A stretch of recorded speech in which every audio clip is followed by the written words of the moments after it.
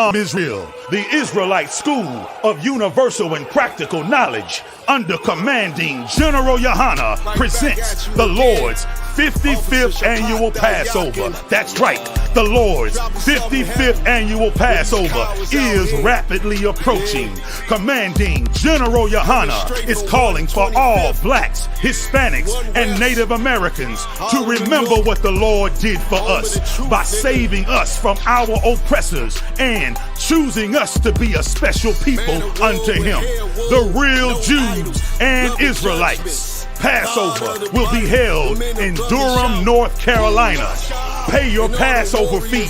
Anyone 17 years of age or older must pay $200. Come and enjoy fresh lamb, unleavened bread, and the Spirit of Christ. Can't wait to see you all there, Israel. Shalom. Cabins on streets and corners, all is feeling righteous. Real particular, nobody else there to compare to. Train for war, men of war, and warlike apparel. Prefer our leaders, can't get between us. Let's pop it up. Yahweh Shabbat Thumb, Yahweh Shema Thumb Bashem Yahushai. I.S.U.P.K. DC Scripture Breakdown class Wednesday. We holding it down, rocking it out. You sure the mic is good, right? Make sure it's on before you move away from the machine real quick, all right? Holding it down again. If you have any questions, we good? To what? If you have any questions at all, let's get them. You could type in. If the audio is still up, type 1. If you have questions, type them in. So you could get them answered for sure. You all know we're that Black History Month. There's no greater Black history or greater history in period than what happened to us as a people. All right, what happened to us Blacks, Hispanics, and First Peoples or Native people? That's really that's the history of the world, because the world was able to do whatever it needed to do, on our backs, pretty much as fuel, as the workforce, as the labor force, for little or nothing. You know what I mean? For absolutely little or nothing. Shapat, you want to check this the chat there just to see as the brother getting together? Just check the chat, see if there's any questions in there so far. All right. So we were the labor force. We were the slaves. We were the fuel for this place, and would never ever given any sort of compensation for it. In terms of, if you have people working for you, you pay them. If you have people working for you, you make sure their needs are met as a people. But that was never done. We were definitely treated as, dispensable and fuel. Even till this day, it's treated like that. And it trickles down to how our society develops, to how their society develops, and the different struggles that we have as well. The different struggles that we have are directly tied to being, a setback from the history that happened. Those different struggles are definitely tied to that. For sure we're going to explore it. Of course, Black History Month ain't just for the month for us, but being that the world now, or the world of Israel, our people, would now be paying attention to, what's being said, as it is Black History Month, is only right. We're going to touch on a few things as well. All right. So we're going to go into that, a famous postcard. Some people may already know about it. I think most people, most people probably don't even know about it, because even the images of it is, not something in heavy circulation. This is something America would gladly have us forget.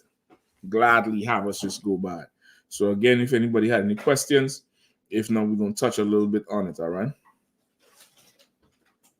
Let me know. I appreciate that.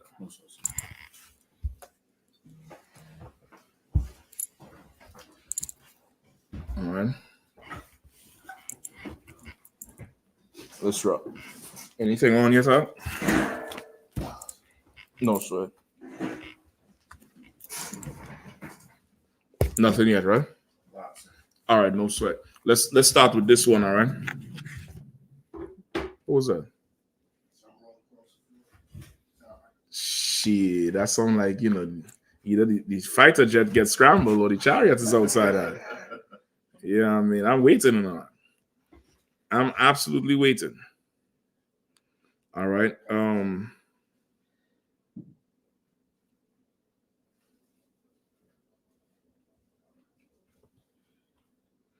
All right. So this is from a book called When I Was a Slave, right? Memoirs from the Slave Narrative Collection, right?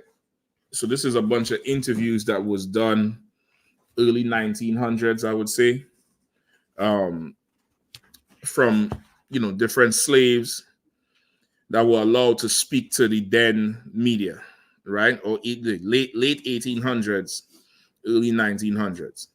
All right. A lot of the stories here is definitely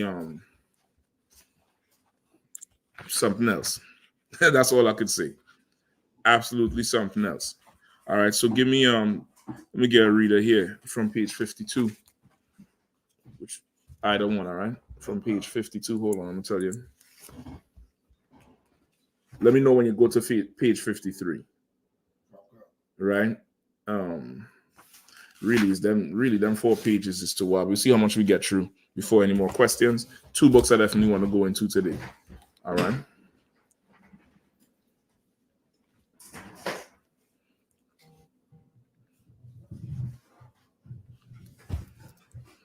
Go ahead, huh?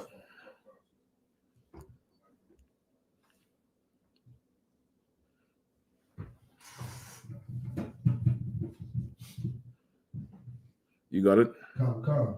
I was born in slavery, and I think them days was better. You gotta read everything out. It tells there's some information you're skipping. Postcard, see if you could find the picture of that book and put it up. It's the name of it is, read the name of the book again, huh? When I Was a Slave, memoirs from the Slave Narrative Collection. All right. When I Was a Slave, if you don't mind, Postcard. Come. Andrew Goodman, interviewed at Dallas, Texas. Interviewer not identified. Age, interviewed 97. Read that one more time. I didn't hear you properly, brother. Come. Andrew Goodman, Uh-huh. interviewed at Dallas, Texas. Uh-huh. Interviewer not identified. Right. He was interviewed in Dallas, Texas. A lot of these slave stories is from the South. All right. The mixer, are you using the table for it? You could put it on the blue table. He might be able to get that table right there. You could fold it and pass it to him. It might be easier for him to read if he has that table. Careful with it, all right? All right. Right. So this brother, I think he's 97 years old. Right. I believe he's 97 years old. And he's being interviewed. And this interview is being conducted in, I think, Dallas, Texas. All right. Go ahead. You got the picture of the book? Are you able to zoom in so we don't have to see everything else? Sir, I have it just the book. All right. So what? I think send the link to Matthew. All right. You got it. I was born in slavery, and I think them days was better for the niggas. Hold on. This is this is not 2024. All right. This is a slave who was born in slavery. read it again. I was born in slavery, and I think them days was better for the niggers. Mm-hmm. And the days. That's a hard R. Go ahead. Go ahead.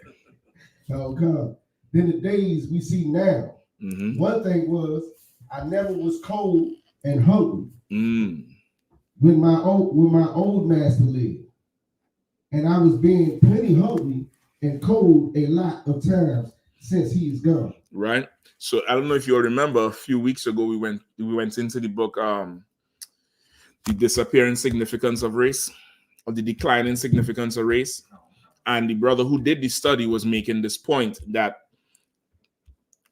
there were slaves who wanted to leave, and then there were slaves who developed a foster relationship with the slave master.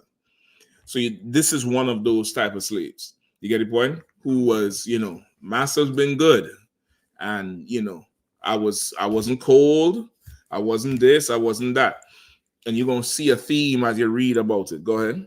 Oh God! But sometimes I think Morris Goodman was the bestest man God made in a long time. Hold on, read that again. Read that one more time. Yeah, okay. The words is a little bit messing with you. You sure it's not that mic that's on that? We good? Yeah. You sure it's not that one that's on and giving you the feedback? It's off. Okay, no sir.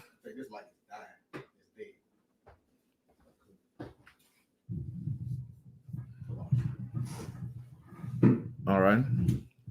Read that last line again. Let's get it, all right? Sir. But sometimes I think Morris Goodman was the bestest man God made in a long time. Right. Now, when it said Mars Goodman, it's in the book, it's spelled M-A-R-S-E, Goodman. And it sounds like that's his first name, right?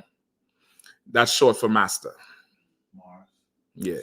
That's they is not Mars. It's like Master Goodman. You get the point? Like it's like that. It's saying it's like saying, massa, not master. You get the point? It's like a term of endearment at this point. You understand? Go ahead. Should I say like Massa? You can say it like that if you want to. Yeah, I mean, go ahead. My mother, Martha Goodman, belonged to Martha Bob Goodman. Mm-hmm. And when she was born, you understand? The mother belonged to Massa Bob Goodman. So, but in the book, it's spelled like if it's a separate name, not M-A-S-S-A, right? How is it spelled? M-A-R-S-E. Right? So it's the person who's recording, they're trying to do their best to give you the southern accent as the interview going on. But if you ain't paying attention, you're gonna think, his name is Mars, and no, his name ain't Mars.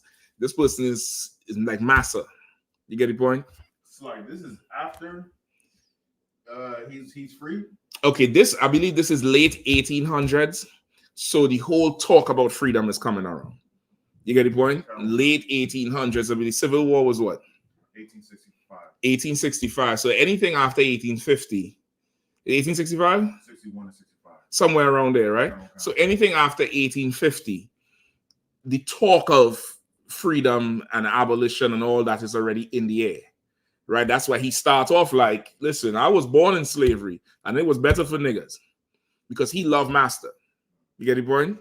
Go ahead. Okay. But my Paul come from Tennessee, and Martha Bob aired him from some of his kinfolks who died over there. The Goodman must have been fine folks all the way around.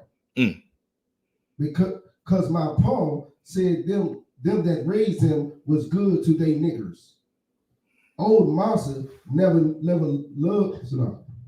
That's load. Never load none of his nigger family separate. He thought it right be fitting that folks stay together. Mm-hmm. Meaning, like load is like in business where you're selling the family. So he's saying it was kind because when he sold the family, he sold them together and not separating it like other slave masters. You get the point? Go ahead. Though I heard tell of some that didn't think so. Right. So now I was read that last part again. Though I heard tell of some that didn't think so. Right. What does that mean?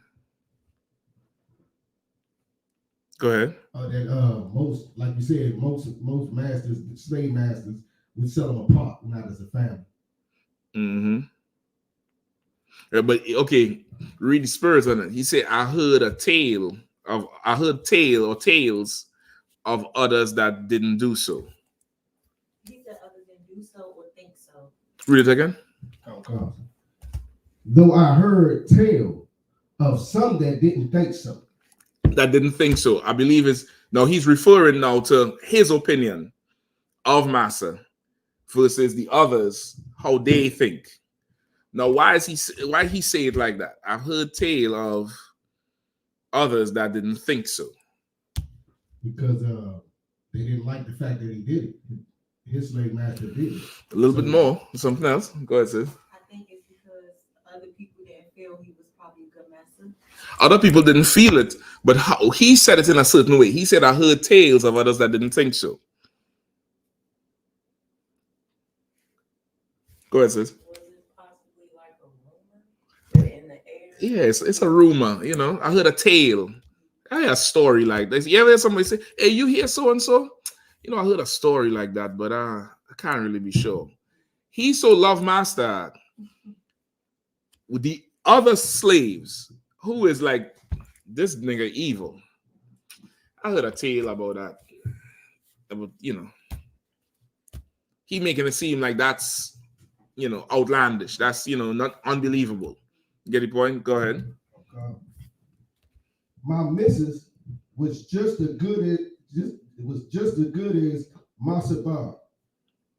My mom was a puny little woman that wasn't able to do work in the fields, and she putted around the house for the missus,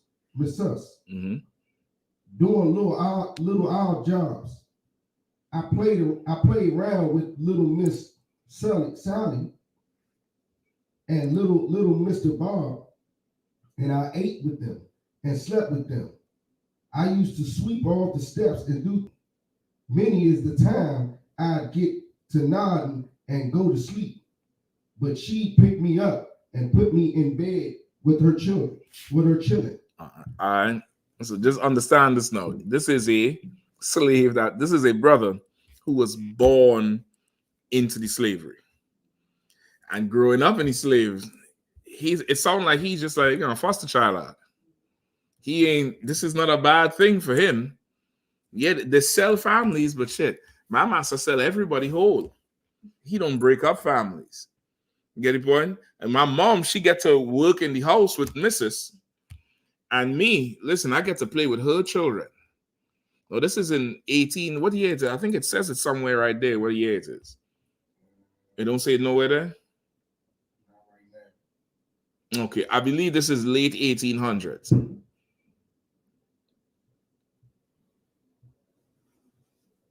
Nothing. It might tell you it later on. I can't remember. Right? But I believe this is late 1800s. And he sounds just like your preachers and your politicians today who try to argue on behalf of the oppressor. You understand? And it's for the same reasons. The oppressor keeps them warm. The oppressor gives them food. They ain't all bad. If you wanted to know why Killer Mike was so happy over them 3 Grammys, that's why. Get the point? Killer Mike get Grammys for rap album of the year. Name one song on the album. I didn't even know he did still rap. I thought he was moved into business with the barbershops and stuff. You know, he has barbershops in NFL stadiums up in the Sky Boot. They allow I think in Atlanta, he has like if you're a big, you know, millionaire, whatever, you want to go up there, watch the game, and you could get touched up there because he has barbershops in Atlanta. Long after his big debut, not debut, but he's been around for a while, but he had a song called Burn that was so, at the time, so revolutionary. This was at the time of Oscar Grant, I believe Eric Garner. This could have been like 2011, something like that. It was a huge song. And from then, he started to dually campaign for white and black people. Like, you know, poor white people going through the same thing black people going through. That's what he would say. So when you look at, you know, don't play the Grammy tape and all, they might flag this shit. You could get a picture of him, but anybody who want to see it could go look at it. Like he jumped around on that stage like he got his first bicycle at 4 years old. Jumped around and started screaming, "Don't tell me it's too late. Don't tell me it's too late. You could always achieve your dreams." And he was yelling, and 5 minutes later, he was in handcuffs. 5 minutes later, he got arrested and walked the hell out of the Grammy. You understand? And if you want to know where that mentality comes from, it comes from being a homeborn slave. Hold where you at. Hold right there where you at, and give me Jeremiah 2:14. All right. it's like, so the song came out in 2011. 2011, I believe so. It was a good song. I ain't gonna lie to you. It's a good song, and it's a good song from the point of view of the expression of being oppressed and being black. It's a good song from that point. And the song was out and it was strong. And then he made the music video, brother, and it was full of white people. It was full of, trailer park and, white people is oppressed and that type of shit. And since then, he'd been on that type of, mantra. Every now and then he would be dropping the little, crisis black. He has a famous tape where he's on the TV with Creflo, telling Creflo he's not speaking the truth according to the Bible, that the Jews is black and this and that. He no doubt listening to Command and Journey Yahanna. However, the validation from the oppressor is important. You understand? Not to be successful and have your own people praise you, but the oppressor, Massa, M-A-R-S-E, Massa Grammy gave me 3 of these. I'm going to act the royal fool. You understand? Give me Jeremiah 2:14. Bakwash, what are you looking up? I have Killer Mike walking out. The picture, still picture. Okay, yeah, go ahead. You can put it up.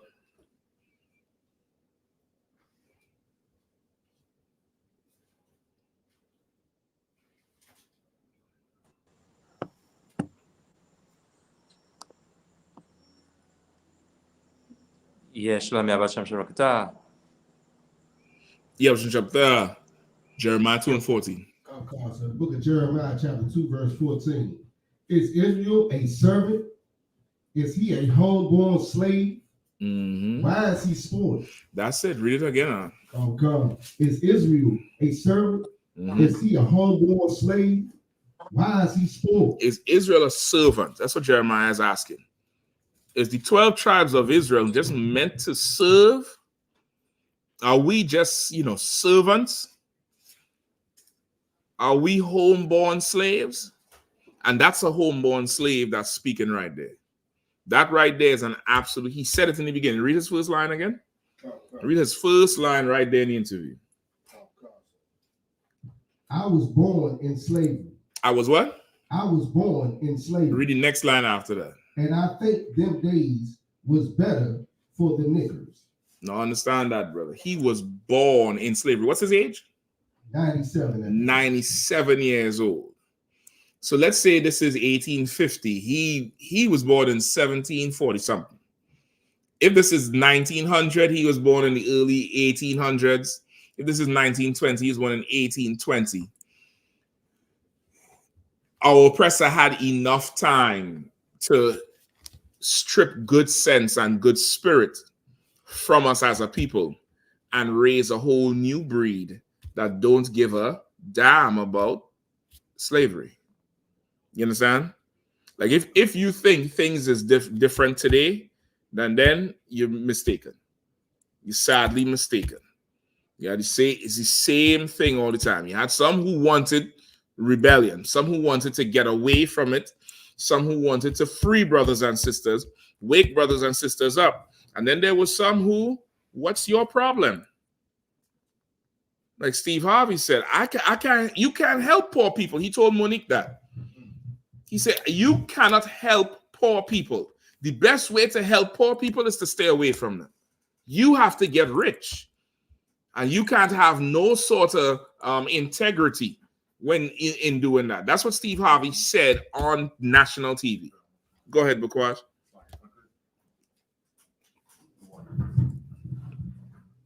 Slightly, if I can you turn down? Man, I turn it away from you. Turn the whole speaker away.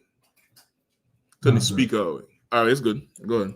I was watching to Cap Zaryak. He was battling people in the WAC 100 group or the room, and WAC 100 was pissed off about boot kisses, and he was talking. Captain Zaryak was talking about he's not making these Edomites kisses, bow down, kisses boots. He's telling them from all the things that they've done to us from slavery up until now, they are sorry for what their ancestors were doing. And the whole room, not one person was on Captain Zar's side was like, that was slavery. That was back in the time. That's not now. You need to stop it. That's what they were saying? Kind of. It was like an hour and a half of everybody coming up against him saying that was old. You can't hold them accountable for what they did back then. You'll give to Zarek a hand because he have patience to put up with these idiots. I'd have turned into Goku and start screaming on that bitch and blow everybody to hell up. You understand? That's absolute.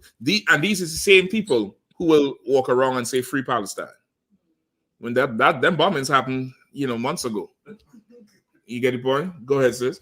I got a comment about that too because I was watching that today and I thought it was remarkable how when he brought up, he tolerated them for a while, Mm-hmm. and he brought up, y'all concerned about innocent people being killed about the boot kids, but y'all gained. He was like, y'all gained affiliated and innocent people get killed when y'all going back and forth. He said, so how is it what is your justification, for your stance of that we're trying to show our people, if Edomites want to give us a reverence due to what happened to us back in the day, what's wrong with that? But it's okay for y'all Crips and Bloods to kill each other. People. Listen, that was absolutely right for him to say, and it's a gut check. It's an absolute check, to check your spirit in the thing, because how is it that you make a whole career of killing each other, and damn near your reputation is based on that? You understand? Whichever color or set or region you represent, or whichever leader or general, whoever is running the whole thing, whoever is the OG, you actually fall up under. The reputation or the fear and the respect that comes from that particular group is not based on these people going to make you lose your job. It's not based on these people going, give you a bad reputation. You're going to have to face jail time. It's rooted in the violence. You get the point? It's rooted in the violence for whatever reason. I'm not, what I'm saying here for now in this context, I'm not arguing whether a reason is valid or not. But the point I'm making, it is rooted in violence. So now how is it that you have a problem and you're willing? It's one thing to have a problem with the oppressor kissing boots, but it's another thing to say it's in the past and forget about it when you wouldn't forget whatever is inspiring you to slide on the other side. You get the point? And it's a good thing for a brother to tell that to brothers. It's a good thing where Lord allow somebody would be able to hear it and wake the hell up. Now, the justification, as you were saying, for saying it's in the past is one thing and one thing only: the white man. That's all. The white man is the justification, whether you fear him or you love him or both. That's the justification for saying it's in the past, because now he can take away your present pleasure. And pleasure, brother and sisters, pleasure is something that, it would kill any sort of revolution. Pleasure is something that would stifle the life out of any type of change, any type of, revolution. Anytime you want to change something and get something going and get movement, pleasure and comfort is the killer of it. And this oppressor, he provides a tremendous amount of pleasure and a tremendous amount of comfort. You understand? Extreme pleasure and extreme comfort. So much so, we forget what life really is. So much so, you have a certain generation right now that don't know where certain things come from. You understand? There's a generation now that don't know carrots don't grow above ground. Get the point? That don't know potatoes grow underground. Don't understand how life really operates. You understand? Everything is in a can and everything is in a store. That's one example of it. You understand me? And that comes from your oppressor wants to keep you a slave, because what's the first line he said in his book, in the interview?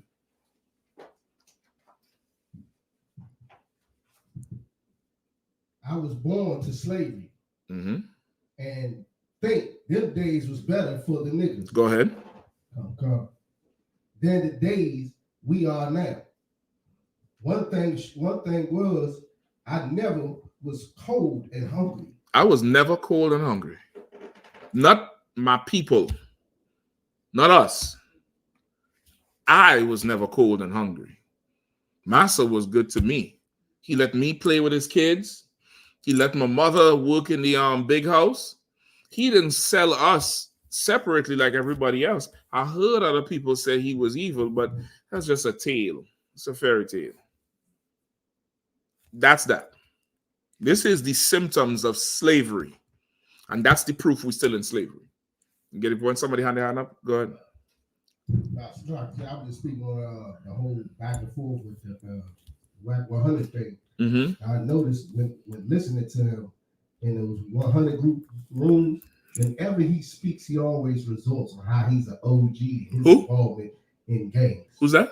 The WAC 100 dude. Okay, So when he speaks, he's... For him to say, forget about, like you were saying, for him to say, forget about slavery and all that, when he can't even forget about his past. And even if he's not doing it literally right now, he always resorts back to it when he starts speaking. Well, again, okay, that's him giving his credibility, because even in the quote unquote gang culture, the rules done changed from how it used to be, because again, it's not ours. That's the oppressor's thing. You understand? We wear it as a culture and a badge, but this is the oppressor's design, and the rules done change. So he has to state his pedigree, because some younger members are not respecting older members anymore. You get the point? So he had to state his pedigree just so everybody would know almost every time, when if this was really ours, he wouldn't have to, because the younger members would be told. You get the point? It would be a continuation of something, not somebody breaking off and trying to do something new. That's because that was never ours. You get the point?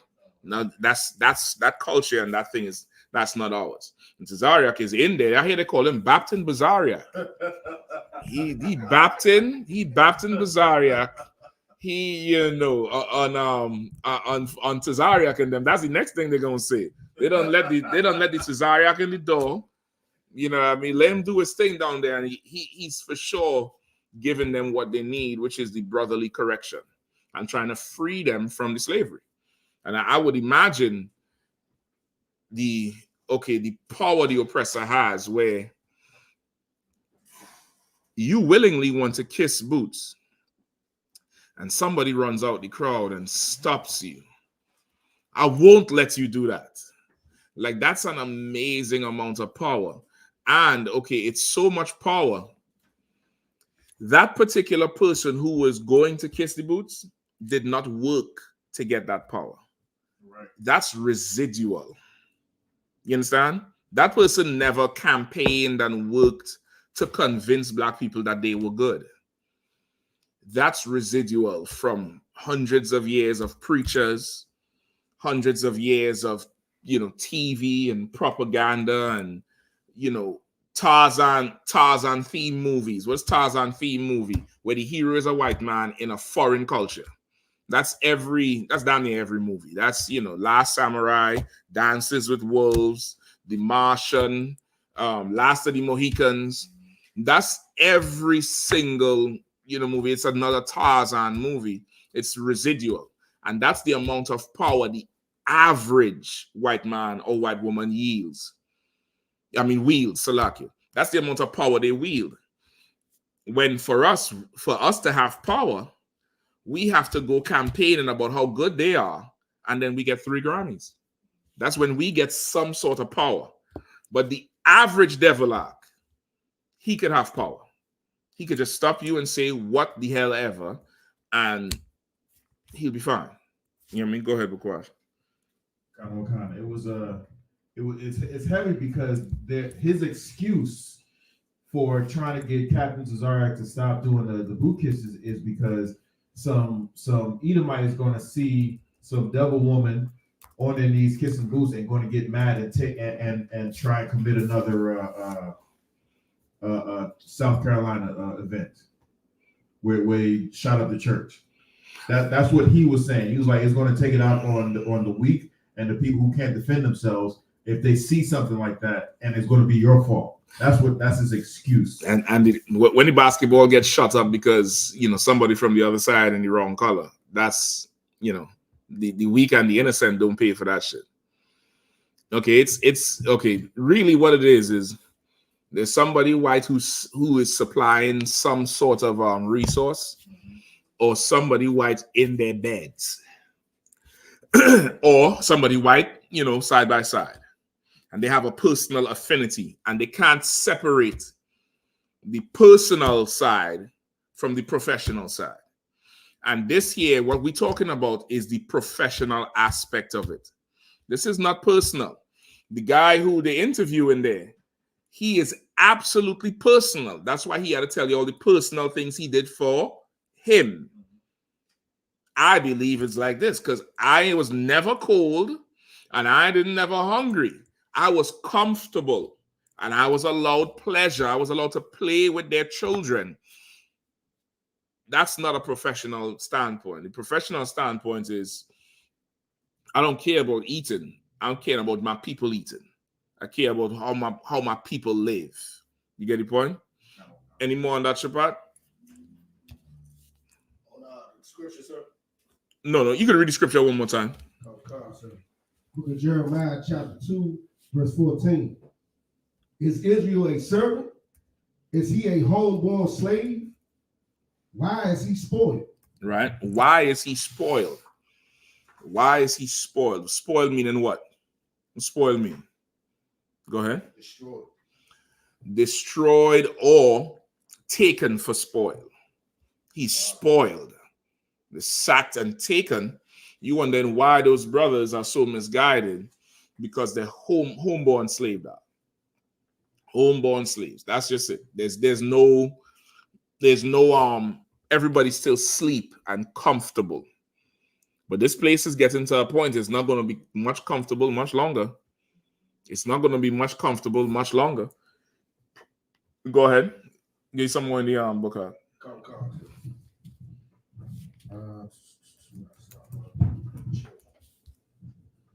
She picked me up and put me in bed with her children. Mm-hmm. Master Bob didn't put his little niggers in the fields till they's big enough to work. And the mammies was give time off from the fields to come back to the nursing home. No, listen, he talking like you hearing him talk and you be like, damn. But he's brought up knowing that he's a nigger. And the mothers and the aunties is mammies. You understand? Like cattle. You have a big buck and you have the mare. You have the jackass and the jenny ass. He's a nigger and his little niggers. And then the women are the mammies. And he giving you how this massa is so good because he didn't put the little niggers, his little niggers, to work until they were old enough. Go ahead.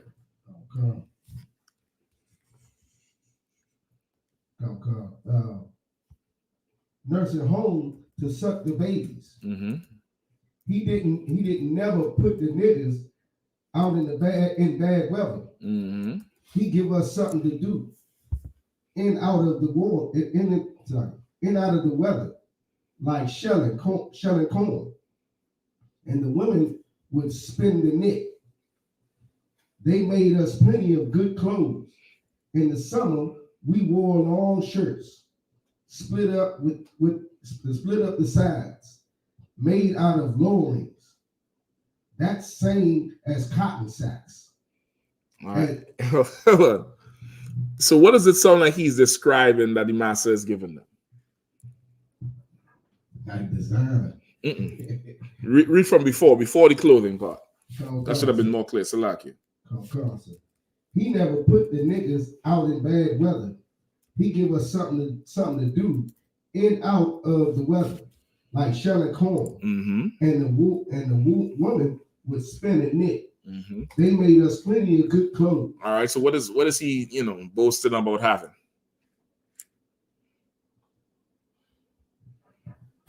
Clothes. Before that, he didn't put us out in bad weather. So like yes, Go ahead, so up. a good slave master. Well, okay, he's definitely, that's the whole thing from the start. He's talking about a slave master, but then he's describing things that his slave master given them. Read it one more time. Okay. He didn't put the niggas out in bad weather. Uh-huh. He give us something to do in out of the weather, like shelling corn, and the women was spinning knit. All right, what is he talking about?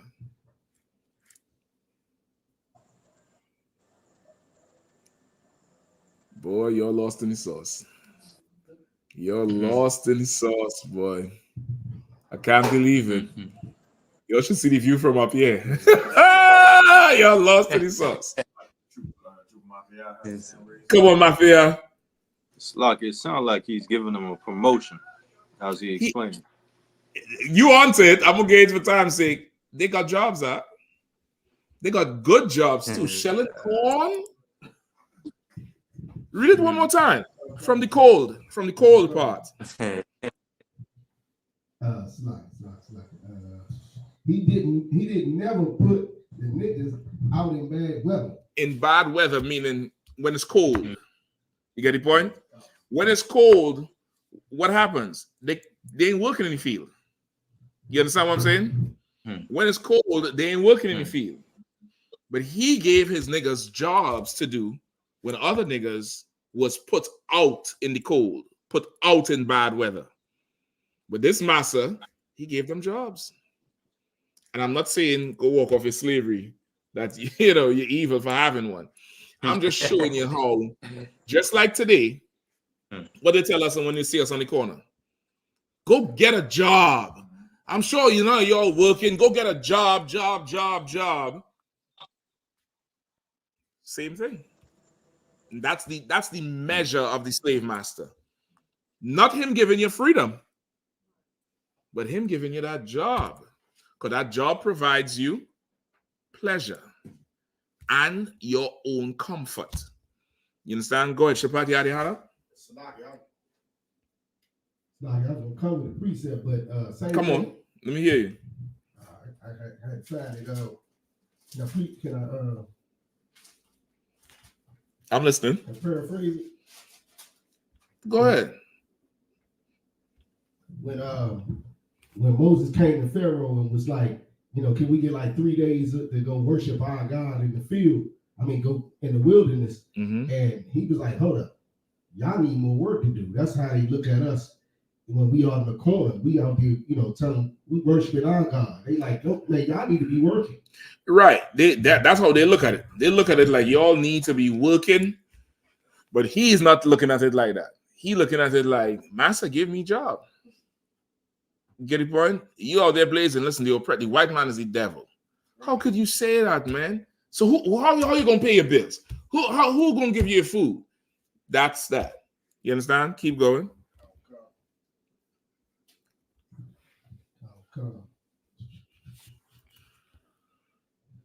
They made us plenty of good clothes. And summer we Are you still on that first page?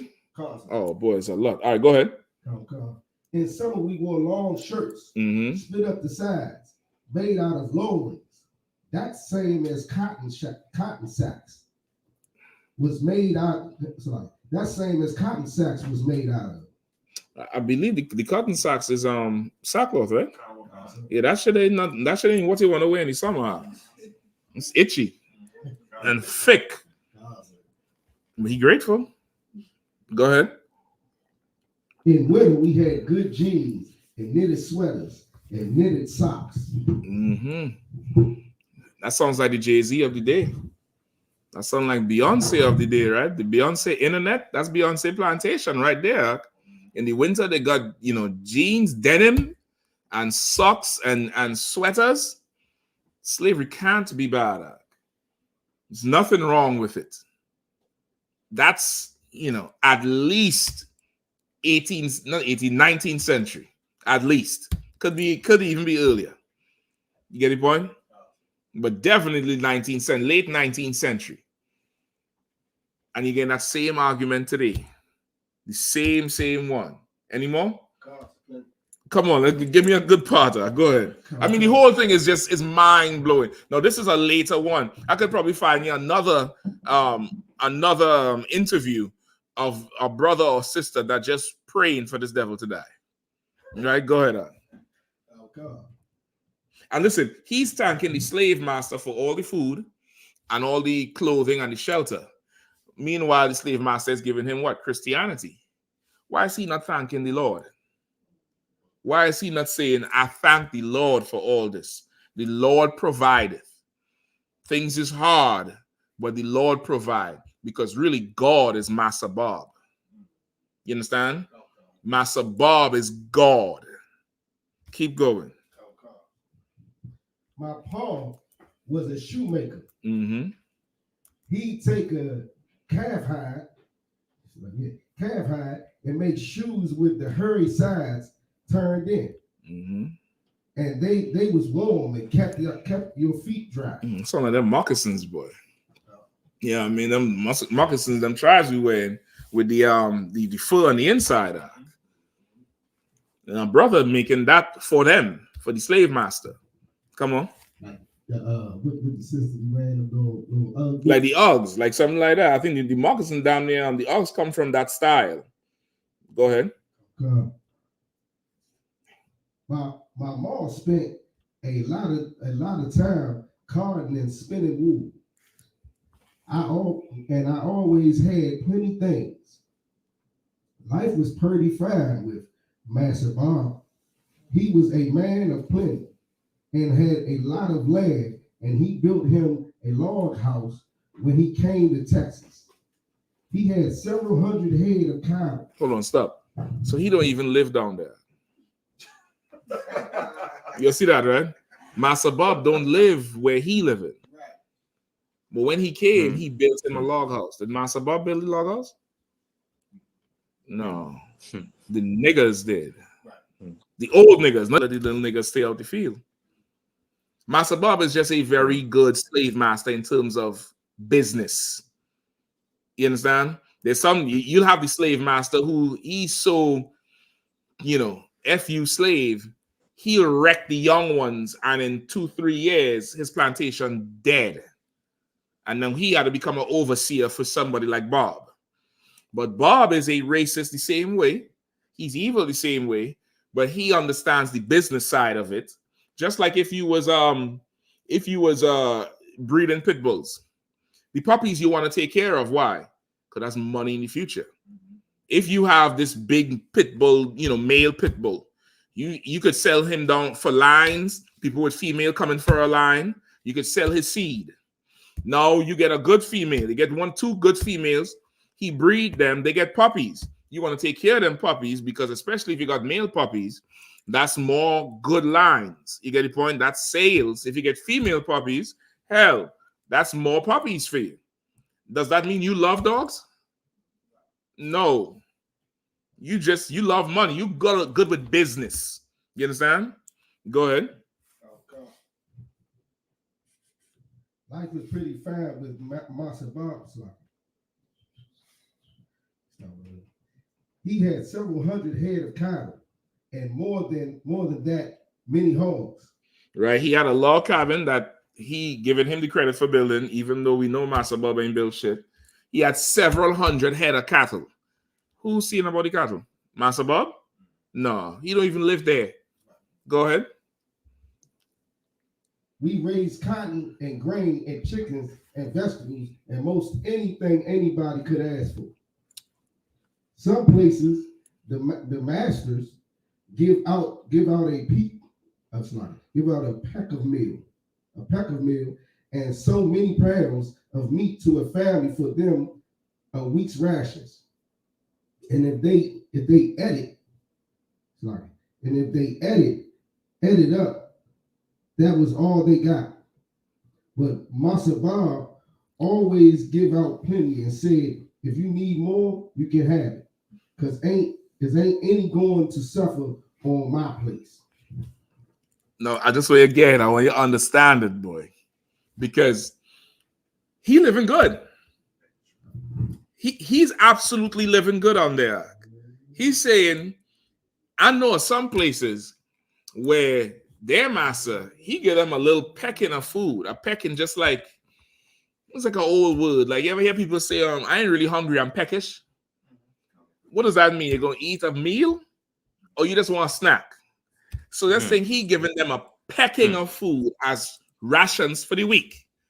And if them niggas get hungry Tuesday and, take out, we gotta wait until Sunday. But not Master Bob. He gives us plenty, boy. And he said nobody gonna suffer on this plantation.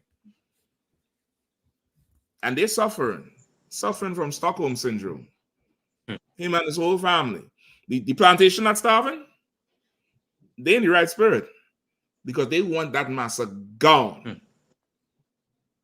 Who's making them starve? Massa. On that plantation, who's making them eat? Massa. Massa is God. Massa is absolutely God. Now bring that to today. Why could Biden say, if you don't vote for me, you ain't black? Because he's Massa. And Al Sharpton and them is that dude. Your Reverend Jesse Jackson is that dude. All the religious leaders who say, yeah, get down with America and go, and we had to change things from the inside. This nigga inside. He in the bed with the chilling. Not the children. The chilling. He in the bed, and he ain't changed a damn thing. He don't want to change anything. What the hell is you talking about? Listen, I'll come and say it, Bukwash. Brother, ever since I came into DC, brother, this broad, I wish I could get her office so bad. I mean, when her office, I'm talking about her full out station in DC and just get that position to run shit. This broad named Eleanor Norton Holmes. This broad is old and geriatric as could be, brother. She's so old, she talk that button lip just shake. Well, we're going to do this and Trump this. And she's so old, old and sitting there. There's another one called Yvette Alexander. These is DC council members. And brother, recently they talked about this bill. This bill that they want to introduce to what is it, boy? Is it to, I think for after a certain age, they're not required to vote. After a certain age, they're not required to vote because because of the dementia.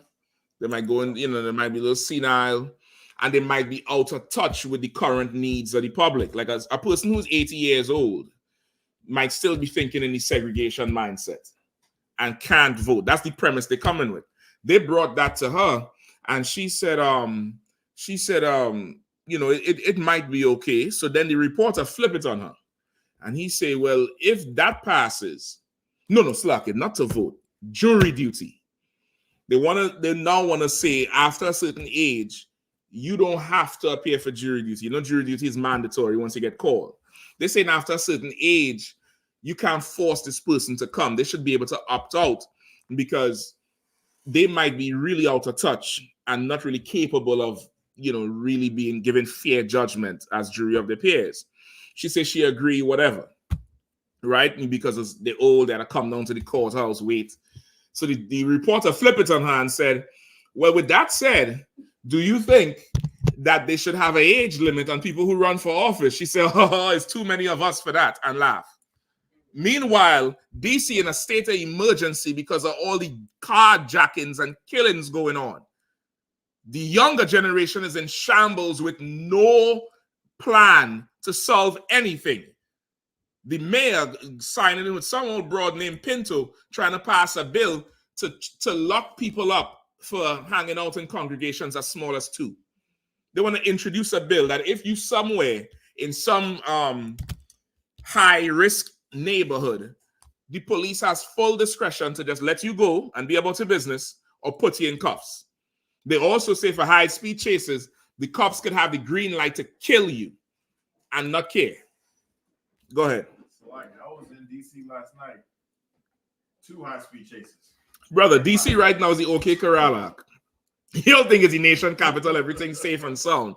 This bitch is the OK corral out here right now. Absolute ridiculousness going on. And it's because of that type of leadership. And because who's in office is that same type. You know what I mean? Go ahead. Shar says that's Samuel Jackson in Django. The dude. Come on, man. Who's that nigga on that nag? That's that. You know what I mean? Let me stop there and take some questions. I mean, that whole book is pretty good. Let me see if I get an earlier one. And I have another book here. We had to go into this one, brother. The most famous postcard ever in American history. You know what I mean? Any questions out? None yet? Oh, go ahead, sis. Get the sister the microphone. Let me hear the question, if you don't mind.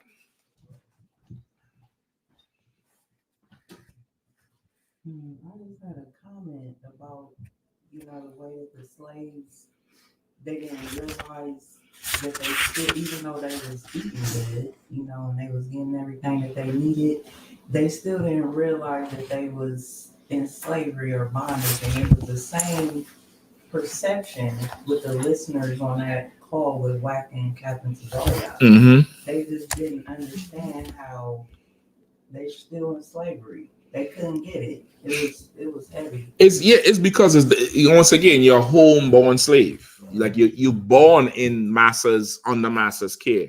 You wasn't hunted down and stripped of your identity and your customs and then brought to a new place. Had to learn a new language, fumbling around with the master. You don't know what the hell he's saying. Versus you being born there. And when you're born there, that's all you know. That's all we all know people who never left the neighborhood. They only know the same maybe 5-10 block radius. Never got on a Greyhound and left the state. Forget about leaving the country. Oh my gosh. They'll buy the ticket and then have a panic attack the morning and come up with an excuse and never make it to the airport. Because this is all they know. And you don't care to know nothing else. And for many, that's life. There's an interview that's going around on the internet. I don't know the baseball player's name. I forget where he's from. I think he's from Florida. And there's a brother. And he talked about he grew up in the hood and that's all he knew. And he didn't know black people existed anywhere else. And he got recruited to this baseball team. And the team, I think he was one of the few black people on the team. And he saw another brother and he said, where we come from, you see another brother in that environment, you're going to click and you're going to get the heads up. So he looked at the dude and gave him the heads up, and the other black guy kind of smiled and nodded, and he found that was kind of goofy. So he took it as offensive, like the dude was trying to clown him and he wanted to fight the guy, until another guy had to tell him, this brother from Dominican Republic, he don't speak English. And he's like, what? Where the hell is that? And he said, what do you mean he don't speak English? Like he couldn't process the thing because he hadn't been outside of that little circle. He never know anything different. And now he's older. He looks back and he's like, man, like I really didn't know. I thought that was the world. I didn't know anything about anywhere else. And that's it. So just think about that. That's really what's happening here. You born on that plantation, brother. You don't know this is freedom. This man providing for you. This is freedom. And you totally cut off from the generation before that would tell you he's the devil. That would tell you that you totally cut off. He's 97 years old. He's recounting the story like that.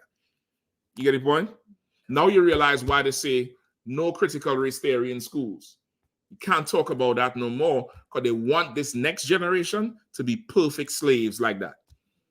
They want absolute perfect slavery going on with no interruptions.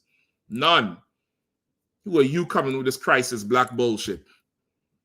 Jews is black. What the hell is wrong with you? You better go get a job. They don't want you thinking about that. How could you make these children who had nothing to do with slavery feel guilty in class? How could you make them feel guilty in class? No more critical race theory. That's out of all schools. We're not teaching nothing about slavery. But I had to learn about the Holocaust. But I had to learn about, Pakistan and the Philippines and Palestine and, the state of Israel. They don't want it out. That's why.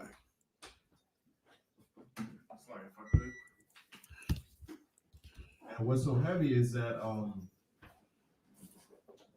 Captain Zarek was bringing up, the same thing. Now we have to learn about the Holocaust and everything, and then everybody kept saying, well, that's them. You don't have to, we're not them. They can talk about the history, but in the Captain Zarek was like, well, we can't talk about what happened to us. This is our history, and because we are because of our history, we are where we are right now. Mm-hmm. And they were like, well, they can talk about it, but we can't. It kept going back and forth to that. He was like, this is just an example. I'm not saying that about them, but this is an example. Every other nation can talk about their history and no one has a problem with it. But the second we do, I have to fight my own people. Listen, now talk about our own history. Listen, let me give you a little caveat. I'll use some expensive words, right? A little caveat, right? A little nugget. Brothers like Tazaria, the generals do that exceptionally well too. When you battle your people, brother, you have to battle them from a place of understanding, or else you will hate your people as you fight for your people. And your fight for them will turn into a fight against them. You have to have the understanding, and that's what you see Tazayak is displaying as he battles in that arena. You get the point? He's coming from, that position of remembering at all times. And after a while of being in the truth, you begin to take it for granted. Because we have a community in here.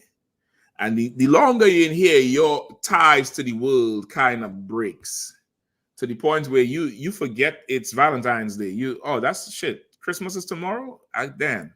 It don't even feel like it. I ain't seen no Christmas trees because you so removed. And you could begin to forget that the knowledge you have, brother, at one time, only 12 men on the earth had it, which was Christ and his disciples. You get the point? You begin to forget it. You begin to think that the understanding you have is 1 + 1 = 2, and it's not. That knowledge you have, brother, is the Bible say, what shall be hidden from the wise and the prudent will be revealed to the babes and suckling. That's what's going on today. There was so much of this prophecy that was hidden from ancient men, wise men, scholars, and couldn't get it. And here you come, fresh out of wherever, whether it's, Esau military, prison, the rehab, the corner, the whole house, the strip club, or all of the above, and you able to break this down? And he got 50 years in theology school and he don't know what the hell you talking about. You could begin to forget that what you know is not common knowledge. It could happen. And that's what brings the frustration with dealing with Israel, with some of our people. And you have to remember that because Israel really does not know. You understand? Give me that too. Give me my people do not consider.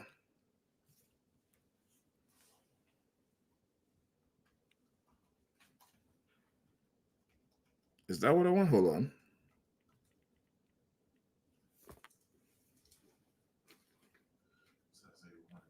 Give me Isaiah 1 and 3. I think I want the other one though. I want let my people do not consider.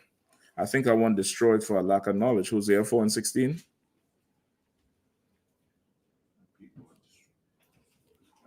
I think. Say again. What's that say?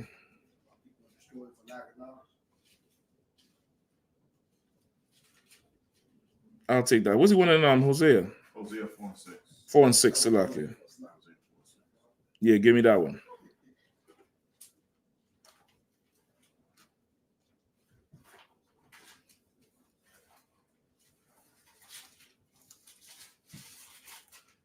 And then give me Isaiah 1 and 3 real quick, all right?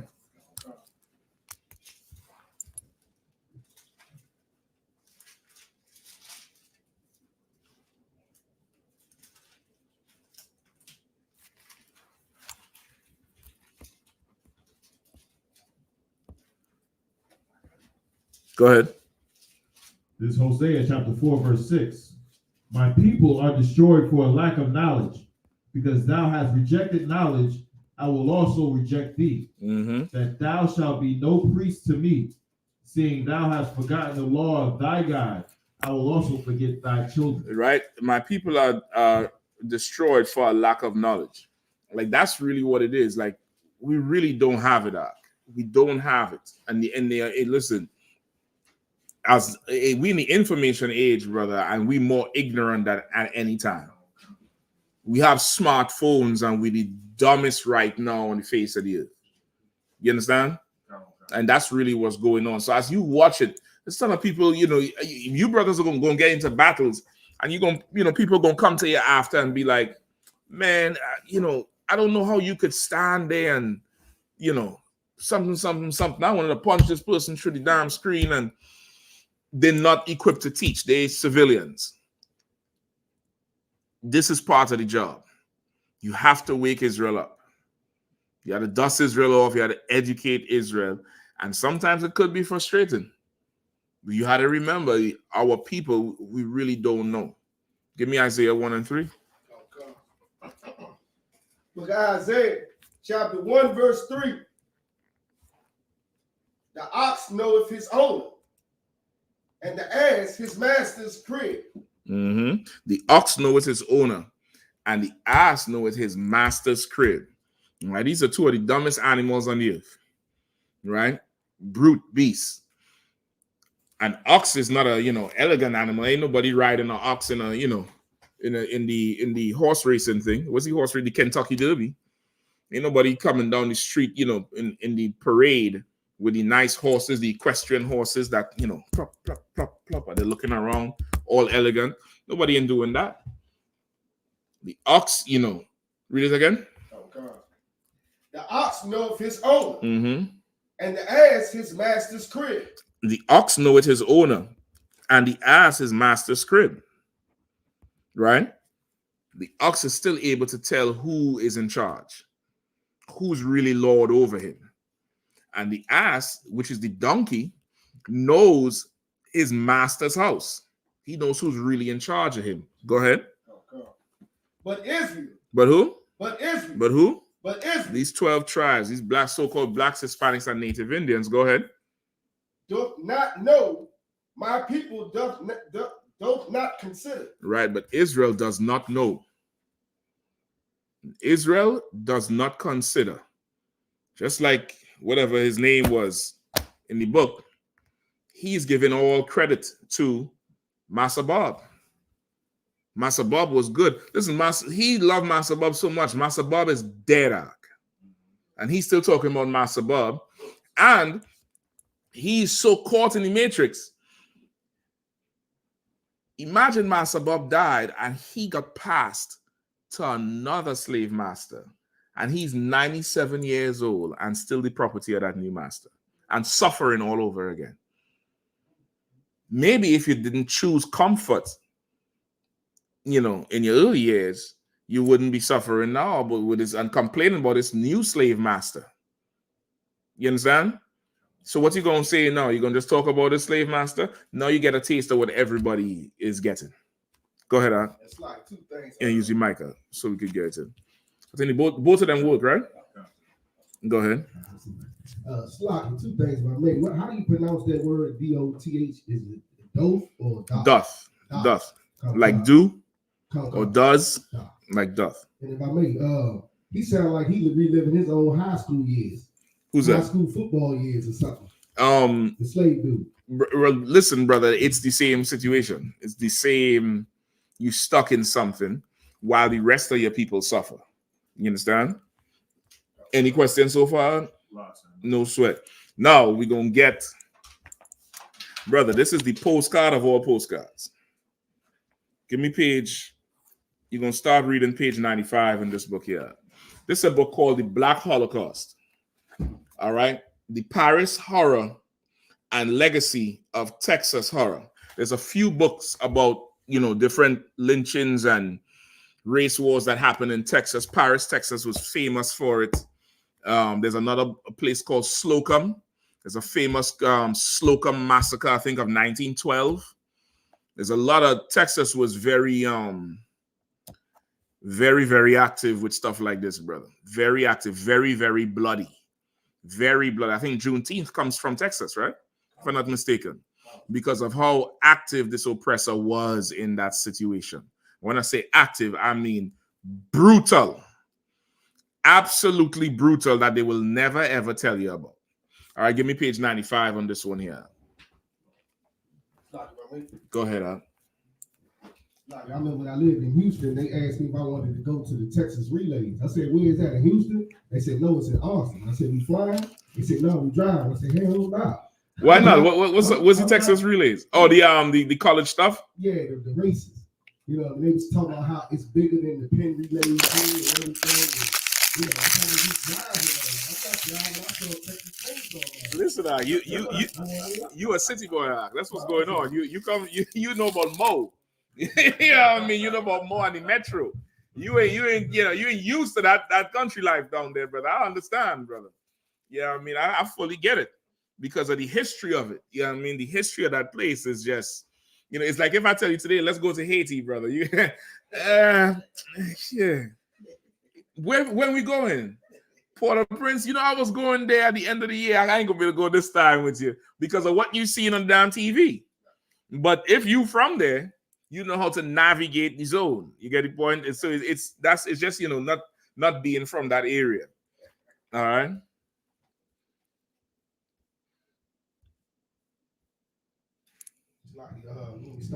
Page 95. 95.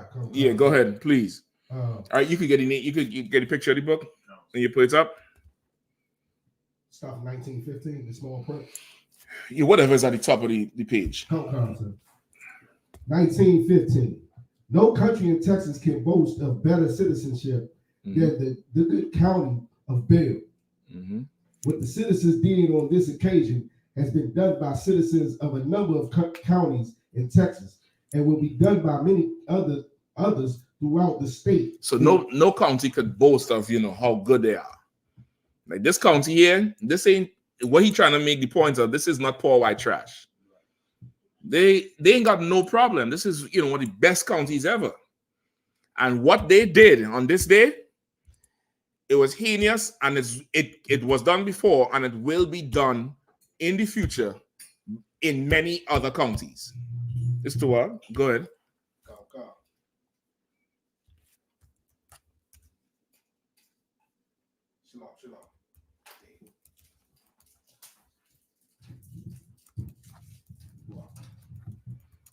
If be done by many others, if occasions demand, no power or law on earth can prevent it. Public sentiment endorsed the action of the people of Paris, Tyler, and Corsicana. You might have to read that one more time again. Public sentiment endorsed the action of the people of Paris, Tyler, and Corsicana when they applied the torch to the Negro brutes for unspeakable crimes. All right, so this is two areas in Paris. Tyler, what was the other one? Corsicana. Damn. Yes, you're in the south there with the effort. You're in the south. Listen, the other night I watching my rib had me watching this damn, I forget the name of the show. I think it's on Netflix. And it's really a documentary of how they made what they call the greatest pop song ever, which is the We Are the World song. And they show you the whole thing, how they assemble the cast and they schedule the recording after some awards. So in the middle of the recording act, you know, Quincy Jones and Michael Jackson, they get up and they saying, because the song was really United Nations propaganda about feeling sorry for Africa. Right? This was around the time where they're showing, you remember that picture is the picture of the vulture and the little African baby keeled over. It's a famous picture. It's a Pulitzer Prize picture. Big-headed African, big belly, skin and bones. Little child, keeled over and laying on the ground. And brother, a vulture is like 5 feet away, just waiting. And the photographer took the picture and won a Pulitzer Prize. 4 months later, the photographer committed suicide because he said he felt so bad because he couldn't help the child. Because he's down there to cover shit. He ain't down there to help. But this child was on the way to some UN food giveaway and died half a mile away. Just dropped dead. All right. So I ain't laughing at you. I'm just right. But anyway, so they're saying, you know, they should put some Swahili in the song. So the white people is like, Swahili for what? So they say, because we want to add something ethnic. They want to make it sound a little ethnic. So, some devil, like, I forget his name. I said I was supposed to remember his name. Some real redneck country singer said, ain't no good boy ever sang Swahili. That's it for me. I'm out of here. The way he says on the damn thing, he was totally rejecting anything black and anything nigger. He's like, nah, that ain't going nowhere. And that's that same spirit that we're going to read about here. We ain't doing that shit. You ain't putting that old nasty language in my mind. And he said, good boy. Ain't none of the good old boys ever sang Swahili. That's it. I'm out of here. But you had to hear him say it, boy, brother. I laughed so loud. I was like, this was a totally United Nations propaganda song to get people to give. And they show you how they construct the whole song. That whole part where they say, we are the children, so let's start giving. They purposely put that line in there to make people donate. That was the whole song about. And of course, you know, United Nations generates so many funds that poor people never ever seen. Ever seen. Go ahead. The singer's name is Waylon Jennings. Waylon Jennings. That's his name, Waylon. A good old country name too, brother. He heard that shit and he spoke up. And they removed the shit. They say, all right, we ain't doing this Swahili just to keep him because they wanted so many faces in the damn video because they wanted the whole American audience to donate. People who like Michael Jackson, people who like Bruce Springsteen, people who like Cyndi Lauper, people who like what's the other one? Lionel Richie. All kind of no-name people. What's the this is white boy who they love in America and they think he saw the Bob Dylan. Bob Dylan up there, brother, stoned out his mind and he just mumbling. And they're trying to make you understand and say, they say Bob Dylan, no, he couldn't sing like Michael Jackson and them, so he was just mumbling. The nigga was high. That's what it was. And y'all just did that for money. But anyway, let's go. Go ahead, Salakia. Right, that didn't stop Cyndi Lauper and some other dude, some other devil. It was Michael Bolton. And when Michael Jackson told him, hey, you need to sing like this, and then they went and started doing it, and then he see him dancing and whatnot, and then as soon as they started singing, he was like, he looked at them funny. Yeah, because they can't sing. Brother, and they was high. They show you that Cyndi Lauper, brother. Cyndi Lauper, after the awards, call Quincy Jones and say, yo, my boyfriend say the song ain't gonna be a hit. And then they show you Cyndi Lauper accepting the award. And brother, she's like, thank you, and all over the place. And then she raised her hand and it's track marks. Bitch was high. It had nothing to do with the song not being a hit. Right. She want to go get blasted after the award. Yeah. And her boyfriend know if she go in that studio, he gonna be itching for about 2 days because she gonna be locked in that studio singing some We Are the World bullshit. He said, tell them niggas, that song ain't gonna be a hit. And she ain't going. She end up going though. But anyway, let's get back to this thing here.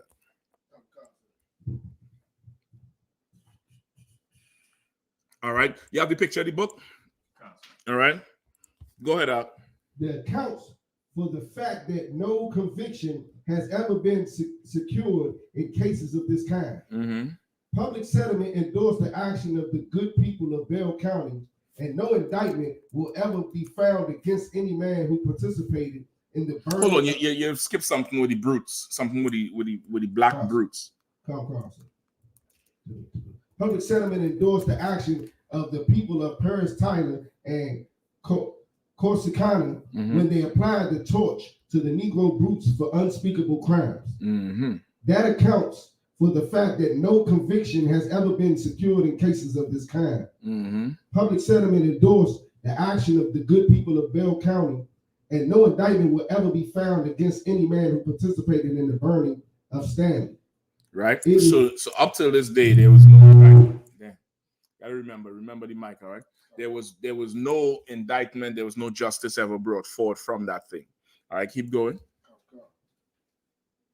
It is a closed incident. Mm-hmm. Cameron Herald, August 22nd, 1915.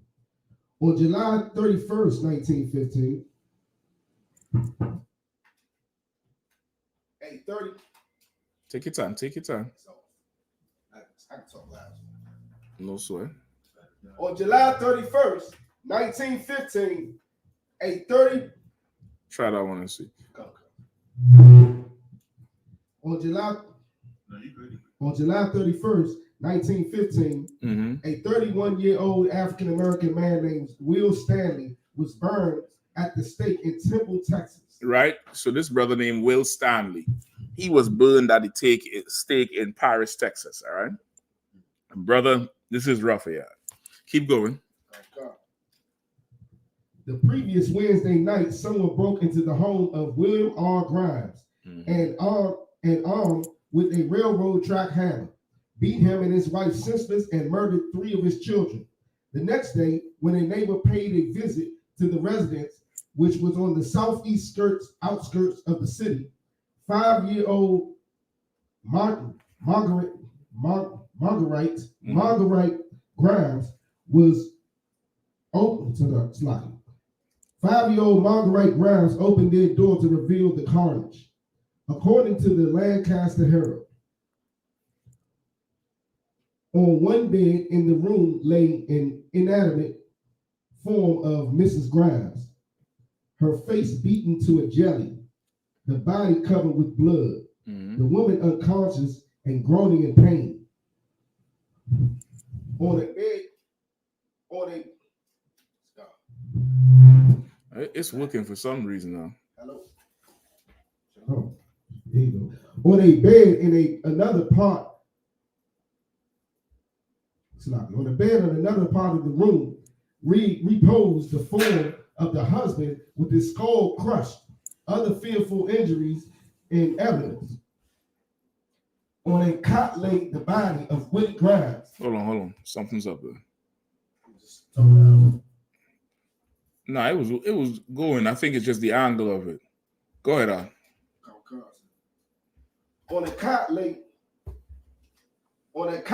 the body of Willie Grimes, a son of 7, a gory spectacle, and a pitiable object with the little skull smashed in. The features obliterated and cuts and. No, so you're gonna pass it over. It might be easier, so because you holding so much, you can give it to Kazak. Kazak, you mind reading down? Okay. To what? Check the speaker. Turn the speaker towards the brother. All right, we're gonna get the sound right up in here. Don't worry about it. Where you at? Right. Okay.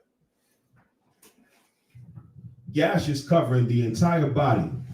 Further investigation showed that the twin infants of the couple, Frank and Mary Grimes, aged 7 months, had been murdered while in the bed with the mother, the little heads also being crushed in.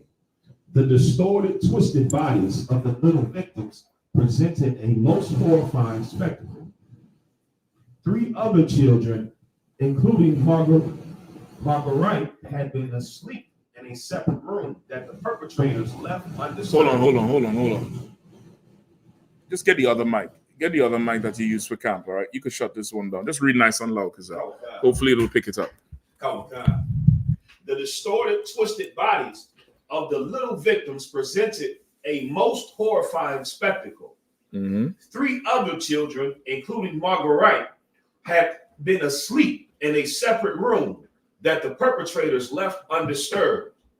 Mr. and Mrs. Grimes were hospitalized, and Marguerite and the 2 other surviving children were taken in by A.L. Flint, a friend of the family.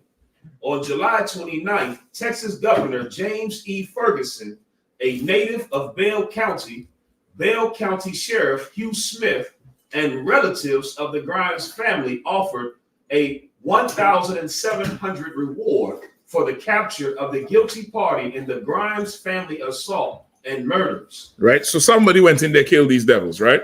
They have no proof that it's this brother, but of course they're offering some award for it, all right? Let's keep going. on Friday, July 30th, Stanley was arrested in Rogers, 15 miles southeast of Temple, after he was spotted wearing a pair of trousers marked with the name W.R. Grimes. Stanley told the arresting officers, Rogers City Marshal Albert Bonds and put a little more volume on Logan Parks, that he had no knowledge of the Grimes murders and claimed that he had gotten the trousers from 2 other African American men. What's up? No, I was saying that value is almost $52,000 today. Today. Yes. For the award. For the award. $1,700 back then, but $52,000 today. Go ahead. That he had no knowledge of the Grimes murders and claimed that he had gotten the trousers from 2 other African American men, Rodale Slim Harrison of Fort Worth, identified in some newspapers as Claude J. Harris, and Dicey Wells of Temple, identified in some newspapers as Dicey Bell. They had met early that morning in Temple and were all making their way to Rogers, where Stanley planned to work at the railroad section house. County law enforcement officers took Stanley into custody and headed for Belton, the Bell County seat. Their car broke down a few miles short, and since word of a black suspect in custody had spread, they thought it best to get off the main roads. They took to the woods around Little River and attempted to wait out possible vigilante traffic. When the searching vigilantes became aware of their detour, they surrounded... No, understand this. Somebody from their community gets killed, gets murdered unalive, however you want to put it. And they don't wait on, the due process. They take it up themselves. But Michael Brown family had to wait on due process while the tax money went into, what's his name? Darren Wilson, to water, brother. Shame on me for forgetting that name. While the tax money went into Darren Wilson's pocket. Right. Same thing with Eric Garner. Same thing with George Floyd. Same thing with everybody. But they get to exact vengeance at will. And they've been doing that small and great. You understand? They've been doing that small and great. In 2000,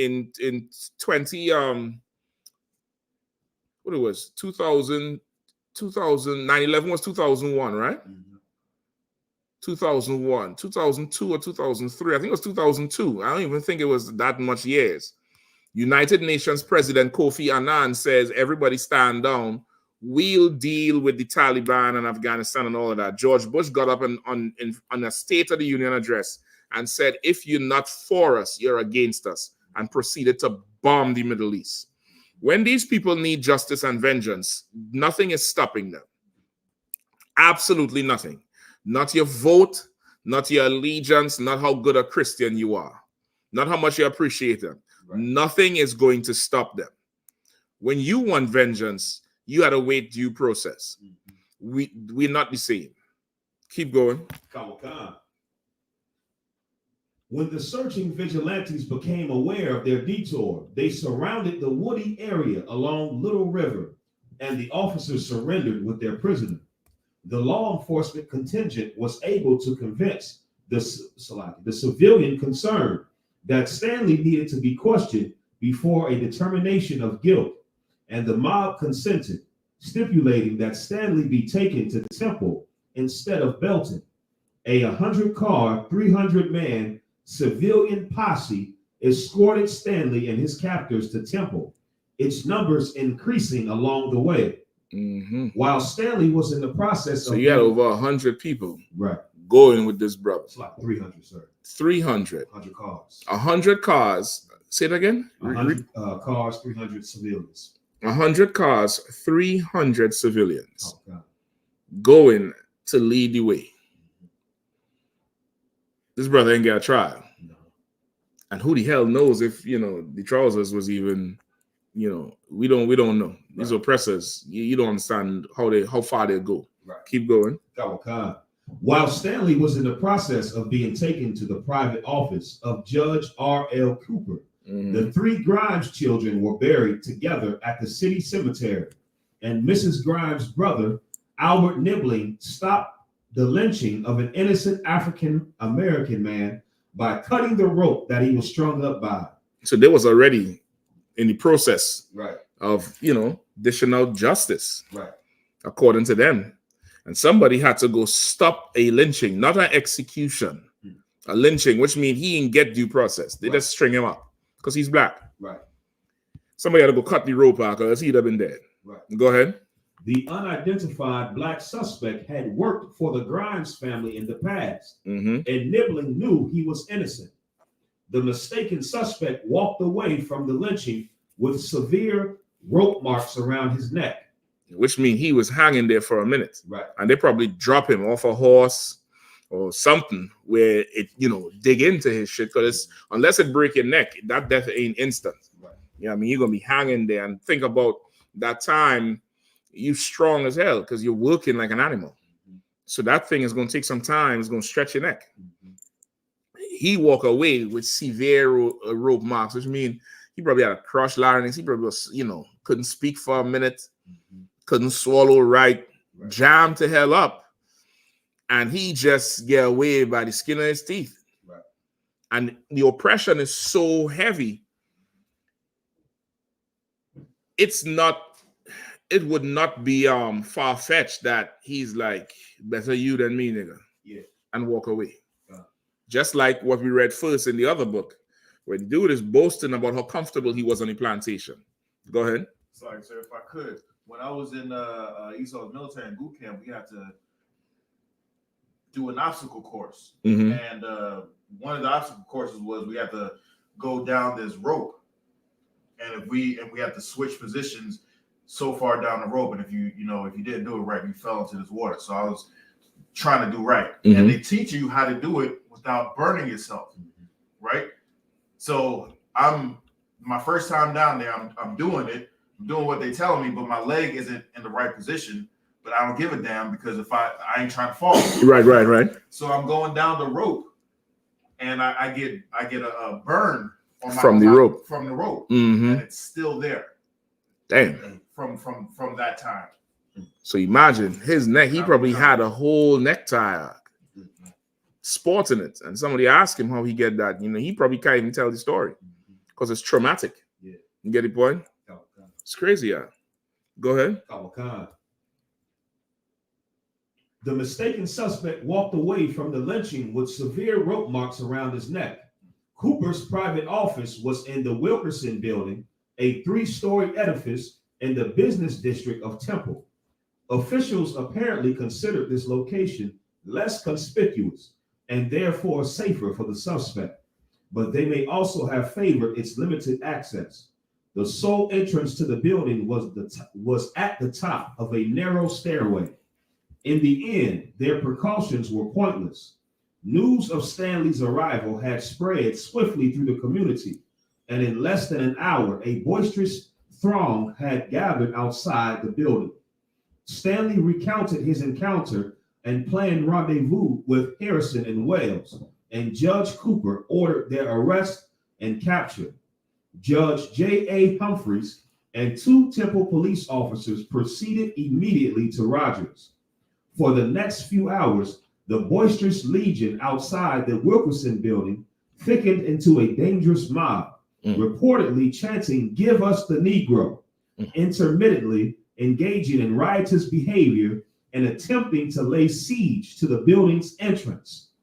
The Temple Daily Telegram would later downplay the mob's zeal, indicating that it was not a mob, but a judicial body of good citizens determined that swift and terrible justice should be rendered once the guilty man was found. No, hold on.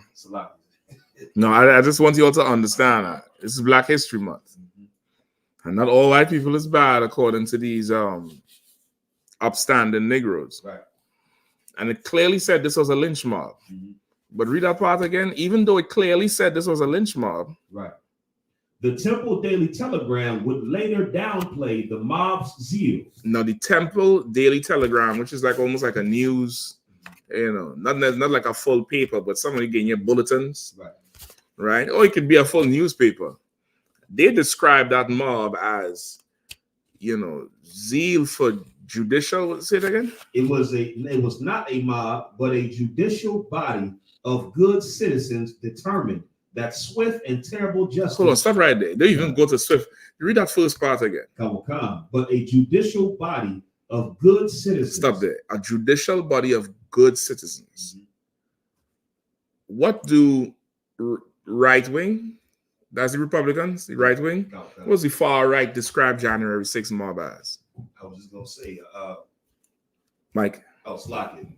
That's what Donald Trump called them. Good citizens. These are good people. These are good people. These are good citizens. Right. And they just here to have a peaceful protest. Right. That's what Trump said about the South Carolina crew when that dude drove the Charger into the crowd. Right. He said they're good people on both sides. Good people on both sides. This crowd here is good people. The white man is the devil. You cannot believe nothing he says. Right. Commander Yahanna said it. You could believe the propaganda if you want to. You could believe the media if you want to. Not if he's talking like that about them. And there is a bloodthirsty lynch mob. When he talks about you in the news, brother, if you believe that shit, you a fool. Right. You simple. You absolutely simple. God, sir. This is more than 300 plus people. They just had to cut the brother down and he was innocent. Right. And the newspaper come and say, these is a good citizens looking for justice. So what before? Right. What was that? A mistake? Right. They was just taking on the frustration. Just testing the rope and make sure that rope good and strong. Read this again now. The Temple Daily Telegram would later downplay the mob's zeal, indicating that it was not a mob, but a judicial body of good citizens determined that swift and terrible justice should be rendered once the guilty man was found. After Harrison and Wales were arrested in Rogers, Temple officials reportedly requested and received a temporary truce with the mob, based on allowing Judge Humphreys to deliver Harrison and Wales to Judge Cooper so their testimonies could be taken into account. So now, if they was zealous for justice, why do we have to negotiate with them? They had to make a truce with the mob because the mob was getting ready to go and do what they had to do. Right. Keep going. Some reports say the agreed upon cessation in mob hostilities was set to last until 3 p.m. the following afternoon. But by evening, the mob had dramatically supplemented its original numbers, reportedly swelling to 5,000 to 10,000 people. January 6th, that. Yep. It's January 6th right there. Get the point? Right. If that thing with OJ was in the South, brother, that would happen. Yeah. That would happen. No proof about nothing. Right. 5,000 people are. And they mad about some Palestinians protesting. And they came out for one black man. Right. Just one. And as we read the story, you'll realize why they actually came out. Go ahead. When Harrison and Wales were questioned, discrepancies in their and Stanley's stories emerged, and county officials kept pressing.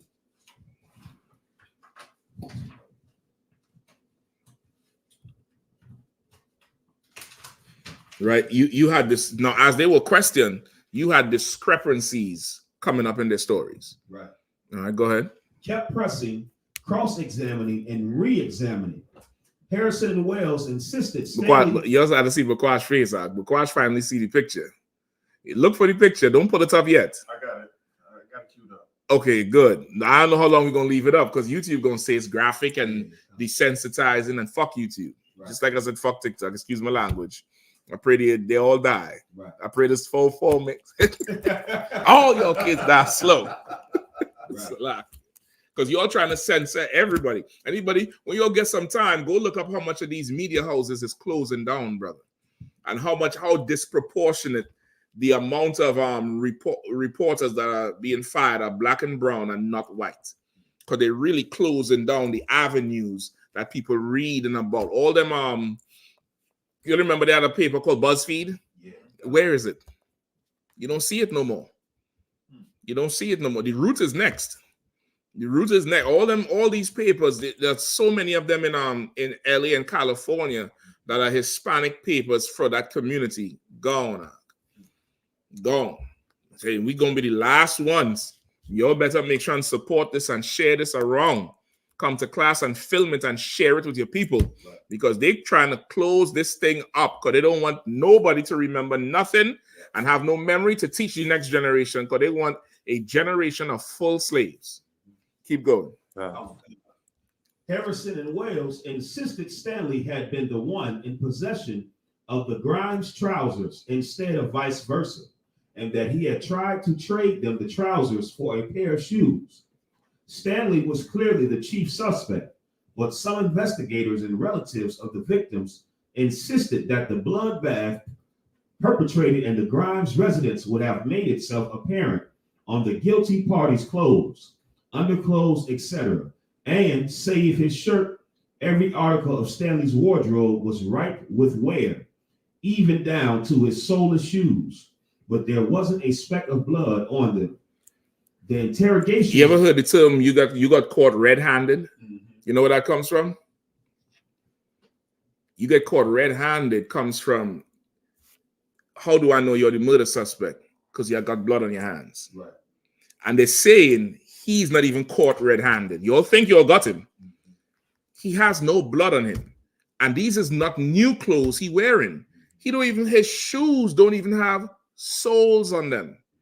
And this nigga was walking for miles and going here, there, and everywhere. If he was the murderer, surely somewhere on him would have had blood. Just think, it's not 2022 where he could go home and take a hot shower and get bleach and peroxide. It ain't that. You'd have seen the thing. You've seen it on his nails. You've seen it on him. Seen it on his clothes somehow. Even the devil, the lawyers in them is like, well, I don't think we had the right guy. Go ahead, Shapat. They said the wife's face was like jelly, and there was blood everywhere. So he definitely would have had. He would have had something. It would have had something. And listen, knowing how these devils are, somebody wanted the land for them Grimes. Yeah. And they just come in there and just wipe everybody out who would have usual, regular claim to the land. Right. You understand? That's how that thing went up. Right. Go ahead. The interrogations dragged on, and just before midnight, the mob decided it had had enough. Its bolder constituents stormed the Wilkerson building's narrow stairs. So hold on, the interrogation's going on because, of course, they unsure. Right. And they ain't want to have somebody, guilty who they don't know about for sure. You understand what I'm saying? Right. The mob is 5,000 of them. Them niggas say, swift justice. Enough of that. We're not waiting. We don't care. Somebody got to pay. Really, somebody from that community got to pay, regardless of who it is. Keep going. Its bolder constituents stormed the Wilkerson building's narrow stairwell entry, overran or otherwise rendered ineffective any law enforcement personnel who struck a defensive pose and seized Stanley. Harrison and Wells were immediately released because officials knew they had no way of protecting them. Both suspects ran for their lives. The impatient mob marched Stanley down the shortest route to the public square in a procession the Temple Daily Telegram later described as orderly as a circus parade. Once there, the throng, which now included women and children, pilfered nearby goods, boxes, and timber, and built a fire. Just before the mob placed Stanley in the flames, an unidentified citizen confronted him, stating that Stanley knew himself to be guilty, but asking if anyone else was involved. According to the Dallas Morning News, Stanley's reply was thus: "I know I am guilty as any of the rest, but I didn't do the killing. I held the horse while Slim Harris did the killing. We were hired to do it by a little low, heavy-set white man who owns a dun horse and a good big buggy. Wait until tomorrow, and I will take you to him and point him out, as I would know him anywhere. Listen, who the hell knows if what he's saying is even true because of the trauma he going through? He's saying anything to not die. They could have told him, yeah, say that, and we last till tomorrow, but you're admitting to knowing about it. The crowd is not going to believe you, whatever. And even if it is true, then he's not the one. It's that oppressor who done got him to do this, like what happens today anyway. Skip me down to the part where they get him, Mark. That's what I want. If you ain't see it, let me know. I could probably grab it for you. I think it's right here. Go ahead. Where they actually start the justice, quote unquote. Because how they write it, it's gonna make it sound like they were on to something. There was not to nothing. Right. They was bloodthirsty from the beginning. It says clearly they had Stanley as the main suspect. Right. Go ahead. The unidentified inquirer reportedly then kicked the fire away and asked the mob to wait. But another unidentified citizen shot Stanley, and the crowd relegated him to the conflict. Oh, read a little bit above the part with the fire, just so everybody could understand what the part is saying. When they say kick the fire away. The impatient mob marched Stanley down the shortest route to the public square in a procession the Temple Daily Telegram later described as orderly as a circus parade. Once there, the throng, which now included women and children, pilfered nearby goods boxes and timber and built a fire. All right. So this crowd, which was by that time made up of women and children, they built a fire, just like January 6th crowd built a gallows for Pence. They built a like a bonfire down there. You get the point? Pyre with wood and built it up because they was getting ready to execute justice. Go ahead. The unidentified inquirer reportedly then kicked the fire away and asked the mob to wait. But another unidentified citizen shot Stanley, and the crowd relegated him to the conflagration. So who kicked the fire away? An unidentified inquirer. Right. So somebody come in there to disrupt the whole thing, kick the fire away. The mob say, forget that. Shut this brother. Right? Go ahead. Stanley's body was dragged through the blaze repeatedly, and between the flames and the gunshot wound, he perished quickly. Right, so he was shot, and they throw him in the fire, then drag him out, throw him back in the fire, drag him out, throw him back in the fire, and with that he died because he bleeding out, plus he choking on the smoke, and he being burned out. And don't think it's just the fire; they're stoking that fire, gas getting thrown on him. They're making sure that thing get good and fiery. Go ahead, and remember, there's women and children there.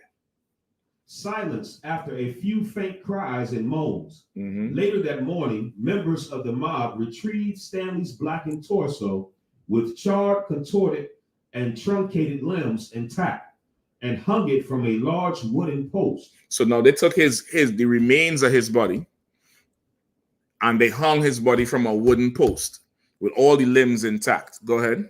So photographs could be taken to commemorate the event. So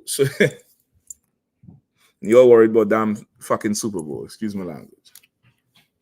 You're worried about Travis Kelce and Nicki Minaj and Megan Thee Stallion. You're worried about all of that shit and Sexy Red and all that shit. So now they done, listen, they didn't even let you see Osama bin Laden body. Right. With this nigga here, yeah, we had to hang him up for everybody to see. We had to make a spectacle of him. He got to be hung up. There's 5,000 people here. We got to get him a show. Go ahead. So his body is burnt and charred. We're going to show a little bit of it. I'll deal with YouTube after. And talk to the Lord about YouTube. Go ahead.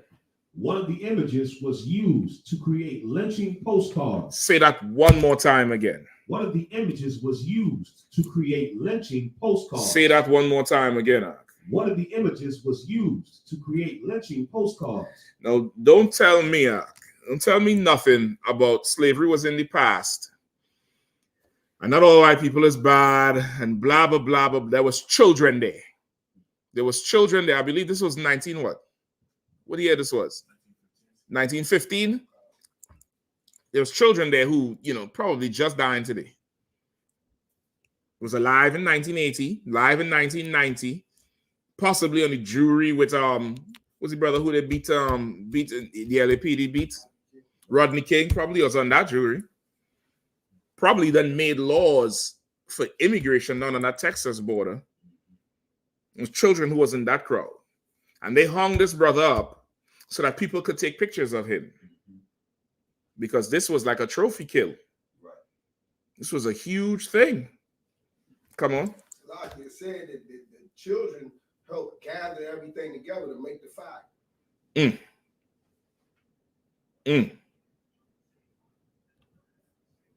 Because of course they're so helpful, right? Right.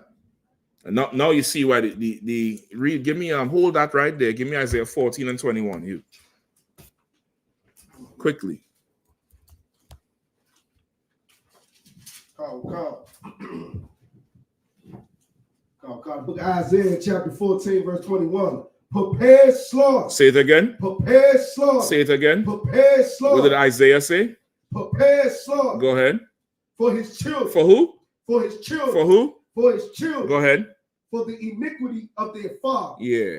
Anybody who talking about, so why the children? As some old dumb crackhead Muslim asked me, well, what kind of God you got if he gonna kill children?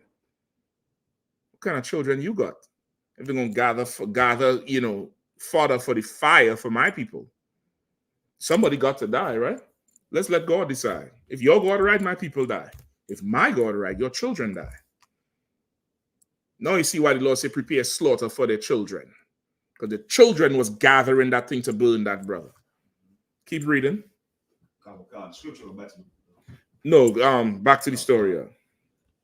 They were selling for 10 cents a piece by August 5th. How much is 10 cents a piece today? These postcards. When does this happen?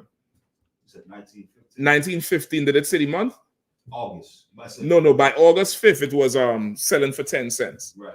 But when did it? I was trying to get the time. $3.04. So $3.04 today. These postcards were selling like hot cakes. Postcards. A postcard in the down post office ain't that much. It's really nothing. Keep reading. July. So within a month, they mass produced this card and was selling it. You might as well put the card up. On August 1st. So like you had it on up, Shapat? Nah. Oh, so lucky. On August 1st, the Temple Daily Telegram coverage of the Stanley lynching took a strange turn. Mm-hmm. A page 3 headline said web tightens around white man in the Grimes murder.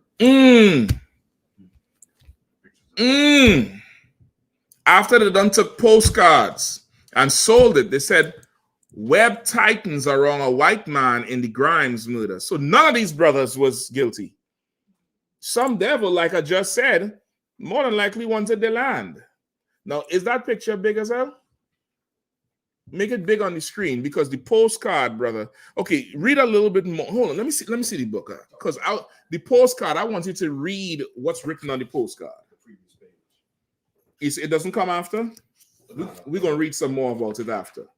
All right? It's big enough where people could see? I need you to read. Now, this brother here, his limbs is burnt off, brother. His legs broken off, all that type of shit. And they made the postcard, and this is what they wrote as they sent it to their family members about that day. Please go ahead.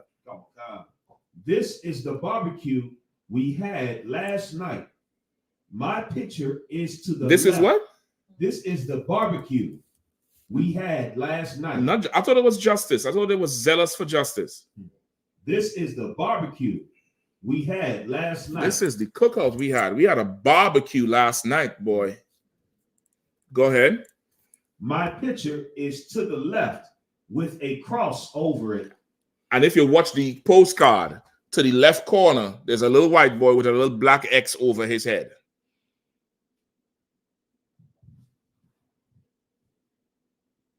You see it? No. Hold on. Give me.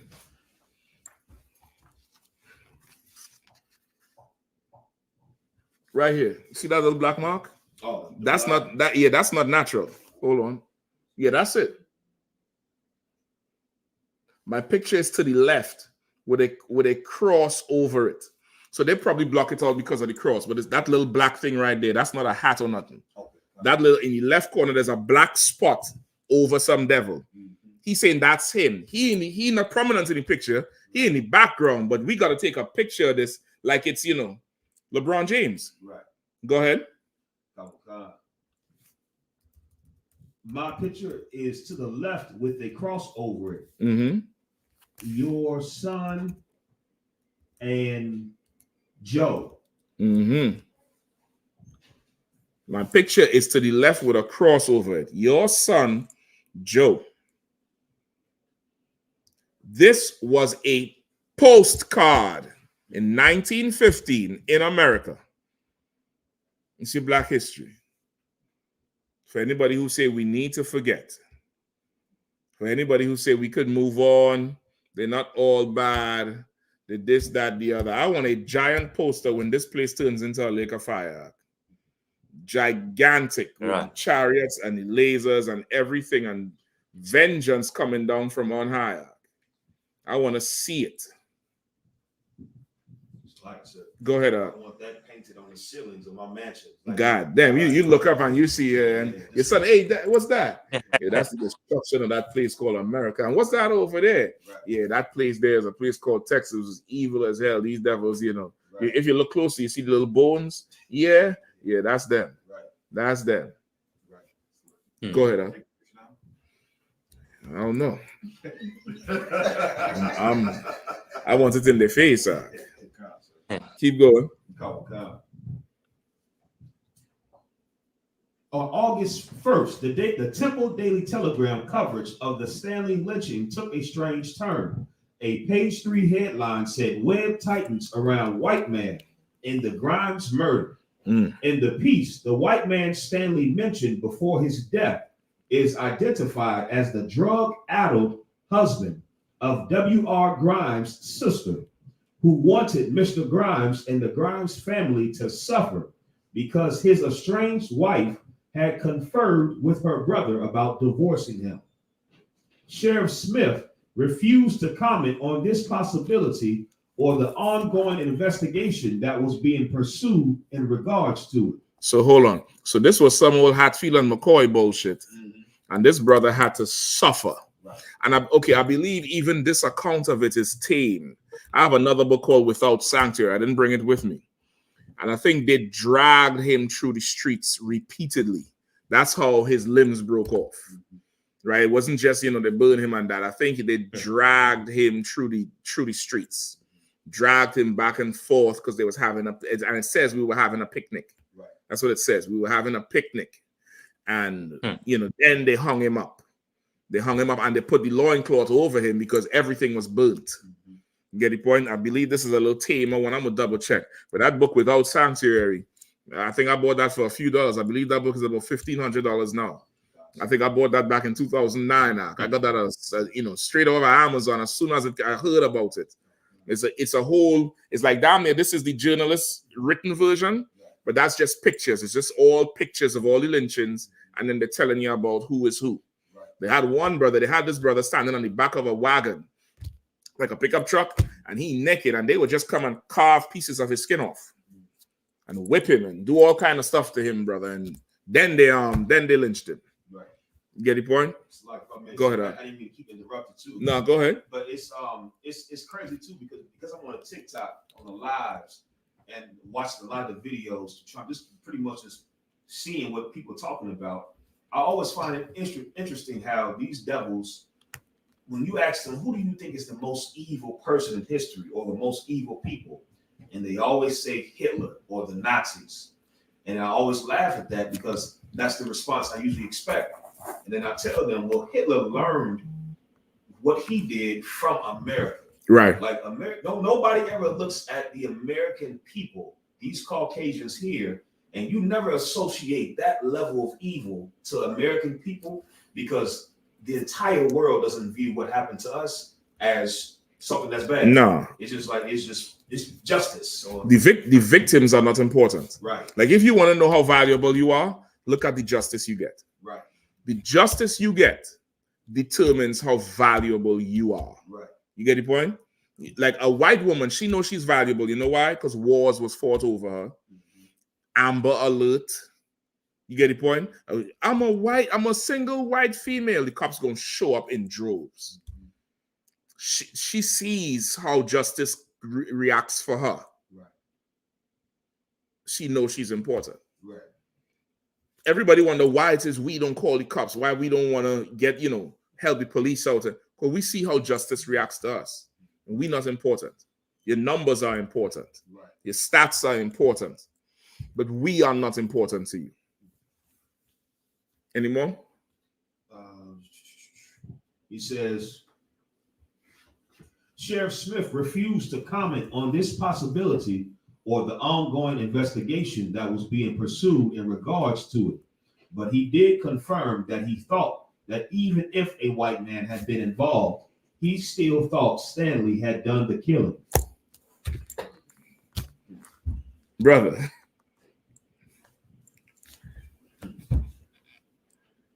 Before I just said, this devil here more than likely did this thing because of some family dispute. He said, listen, man, even if that was true, that nigga guilty. That nigga there, he deserved that. He guilty as guilty could be. Whatever. Right. White man probably paid the white man for the chance to do it. Right. White man didn't have to go get him. He probably went and said, boss, I know you want to kill them. I'll do it. That's how they think about us. And that's today. That's your Trayvon Martin. They always get away. I'm not leaving him alone. This boy did nothing to you. Right. Nothing to anybody. They always get away, They always get away. Listen, Zimmerman, his coward ass talk about how he tried to wrestle him and he didn't know the young boy was strong. He didn't know Skittles make you strong. It make niggas strong. Right. Salakia. Skittles and I.S.T. make niggas strong. Anybody else, you going weak. Go ahead. Marshawn Lynch is known for Eating Skittles. He beast. The young boy turned him over. And now you got to go pull your gun on him. That's how these people think about us. Right. Keep reading on. When questioned about the mob, Sheriff Smith was ill-disposed, but admitted that it was only Stanley they were after and refrained from condemnatory remarks. There was no one in that crowd who had any desire to hurt me or anyone else but the nigger. I have no kick against anyone. I wanted to hold the Negro a day or two for the information I hoped to get from him. I tried in every way to do this. I used every ruse and argument I could command to induce the crowd to let us keep him a while. We knew from the start we could never hope to get the Negro out of town. Therefore, we did not intend to make the rash attempt. All that we hoped to do and all we really tried to do was to defer the inevitable as long as possible in the hope of gaining more light on the deplorable Grimes tragedy. So really, okay, first he's saying he think he involved even though this white man is involved. Then this crowd was supposed to be about justice. Right. And he's like, listen, man, they was going to kill him anyway. That ain't my fault. I was trying to plead with the crowd with every argument and every ruse to tell them, let us keep him a few days longer. Just let him stay alive just a little bit longer. Right. This is who we serve under. This is who ruling over us. Yep. Go ahead. Come.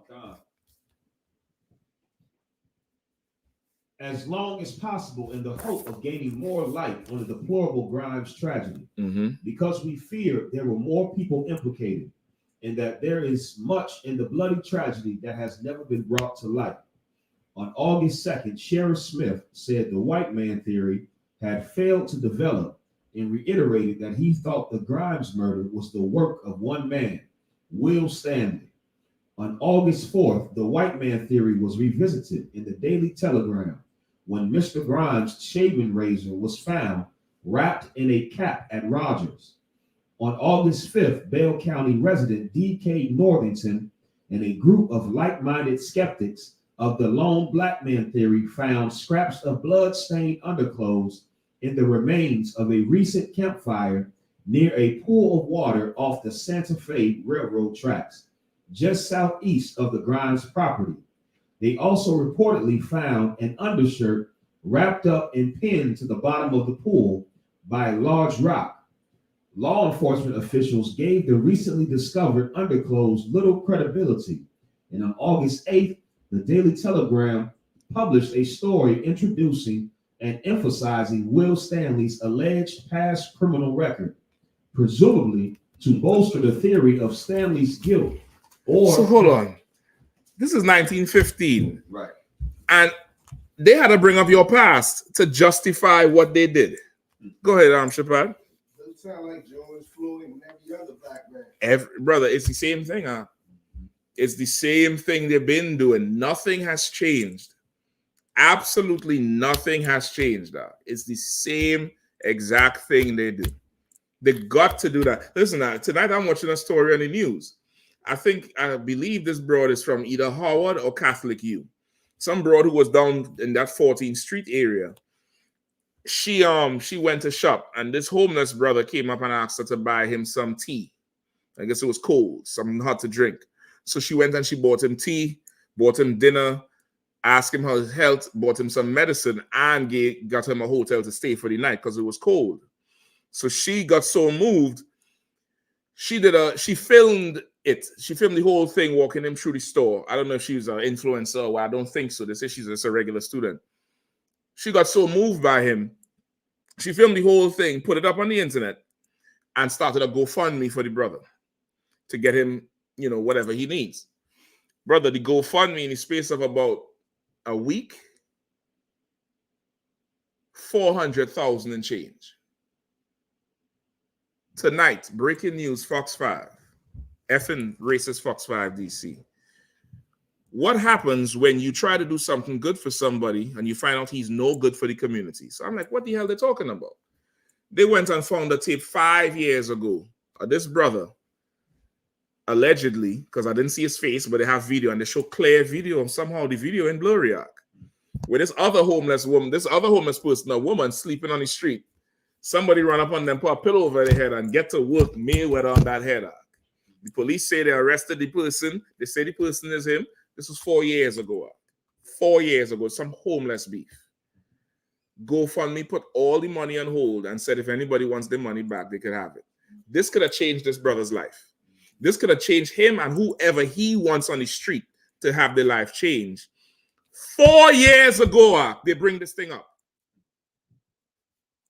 They try to reach out to the girl. The girl, of course, because she is, young and she's female, she don't know how to go to war. Brother, I'm going on a campaign. I have to find this sister, and I want her to have me go up there and talk to the news and explain to them. They say, this is what they said. They said, should he get this money even though he's attacking people? Well, you attacking him right now. You attacking him right now. What should you get? If you attacking him right now and you sleeping in a house, he on the street, what you want him to do? Be happy? Be goddamn fucking Mr. Rogers? They would never break up two homeless people fighting, much less feed them. Right. This is the type of people we serve. You're going to rob a homeless man. Rob him. She's going to give all this money to this brother and set him up. Now you're going to rob him and they say you just had to come and request and you'll get all your money back. Now, if that was a white man, if that was an Afghan or Ukrainian brother, forget about it, Doc. Go ahead. Nobody would have even looked into research or was background. No, they wouldn't care. They would not care. But this is the people we serve under. Kazak anymore? It's a little bit more. But come on.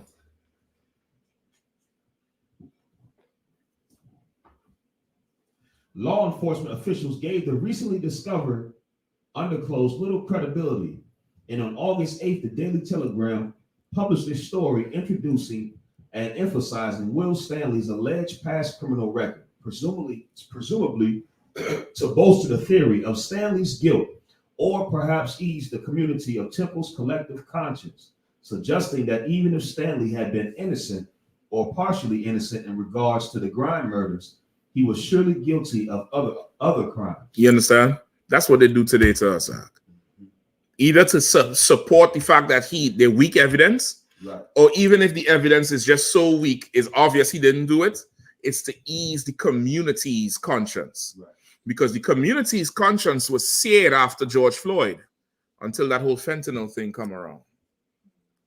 They bring up the fentanyl thing and how he was a porn star and he was beating up women and he was doing this and he robbed the deli of $20. The cops did them a favor, right? That's what they were saying.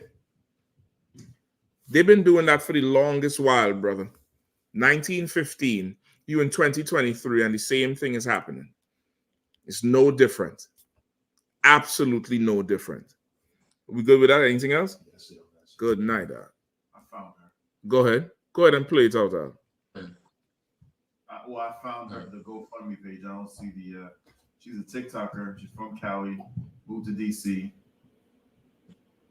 And it shows $403,768 from 170 people. That's an average of $2,375 per person. Per Comic-Con. Yep. They didn't say what school she go to. Lie, sir. I'm not saying it. It's so evil in this place, dog. It's absolutely evil. Who knows? She could have been scamming, trying to raise the money and keep it herself. But the victim here is the brother. And this brother is older. He's probably like 60 something. He's an older brother. And they have to bring up your past to justify how damn evil they are. This place is sick. This place is sick. If we have any questions you all have, you all could get them in next week or tomorrow night scripture breakdown class. We're going to leave that there, brother. But never forget the history, brother. Never confine it to just this month. But we're going through this month because Black people is, all ears and all eyes for this month. All right. With that, we pass the class over to priest and officer Shapat there.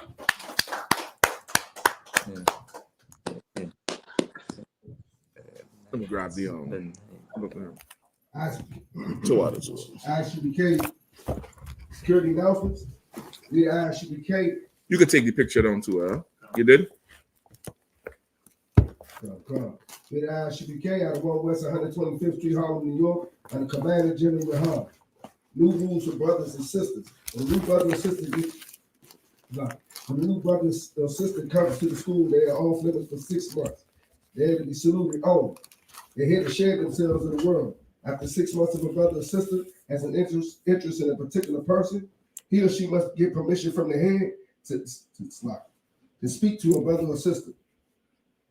There's another 6 months in which the brother or sister will court each other. After this 6-month period, the brother or sister will get permission from the head to marry. Tithes, which is a commandment. You can find us in the book of Numbers, chapter 18, verse 21, and the book of Malachi, chapter 3, verse 8 through 10. Means 10th in Hebrew and is pronounced I.S.U.P.K. 10% of every penny of any increase the Lord gives you, give to the treasury department or teacher. Priest fund. Free will offering for priests, not mandatory. Whatever amount you would like to give. Upcoming holy convocation. Purim, the 14th day and the 15th day of the 12th month. Thursday, the 22nd of February, and Friday, the 23rd of February, 2024. Define us in the book of Esther, chapter 9, verse 20 through 31. Also, we had the Lord's annual 55th Passover coming up in Durham, North Carolina on April the 20th. That's the weekend of April the 18th through the 21st. If you don't already have your travel arrangements together, make sure you get your travel arrangements together and book your hotels. You want to add anything, sir?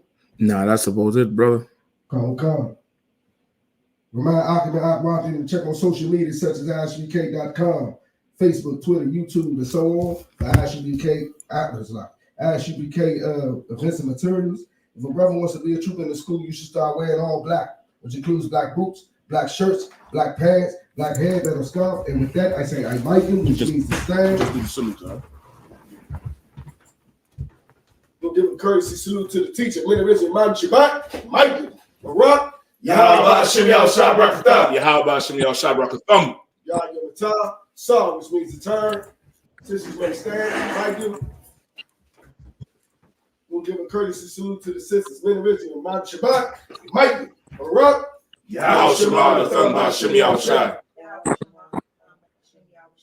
Yahanna, class dismissed. Israel, the Israelite School of Universal and Practical Knowledge, under commanding General Yahanna, presents the Lord's 55th annual Passover. That's right, the Lord's 55th annual Passover is rapidly approaching.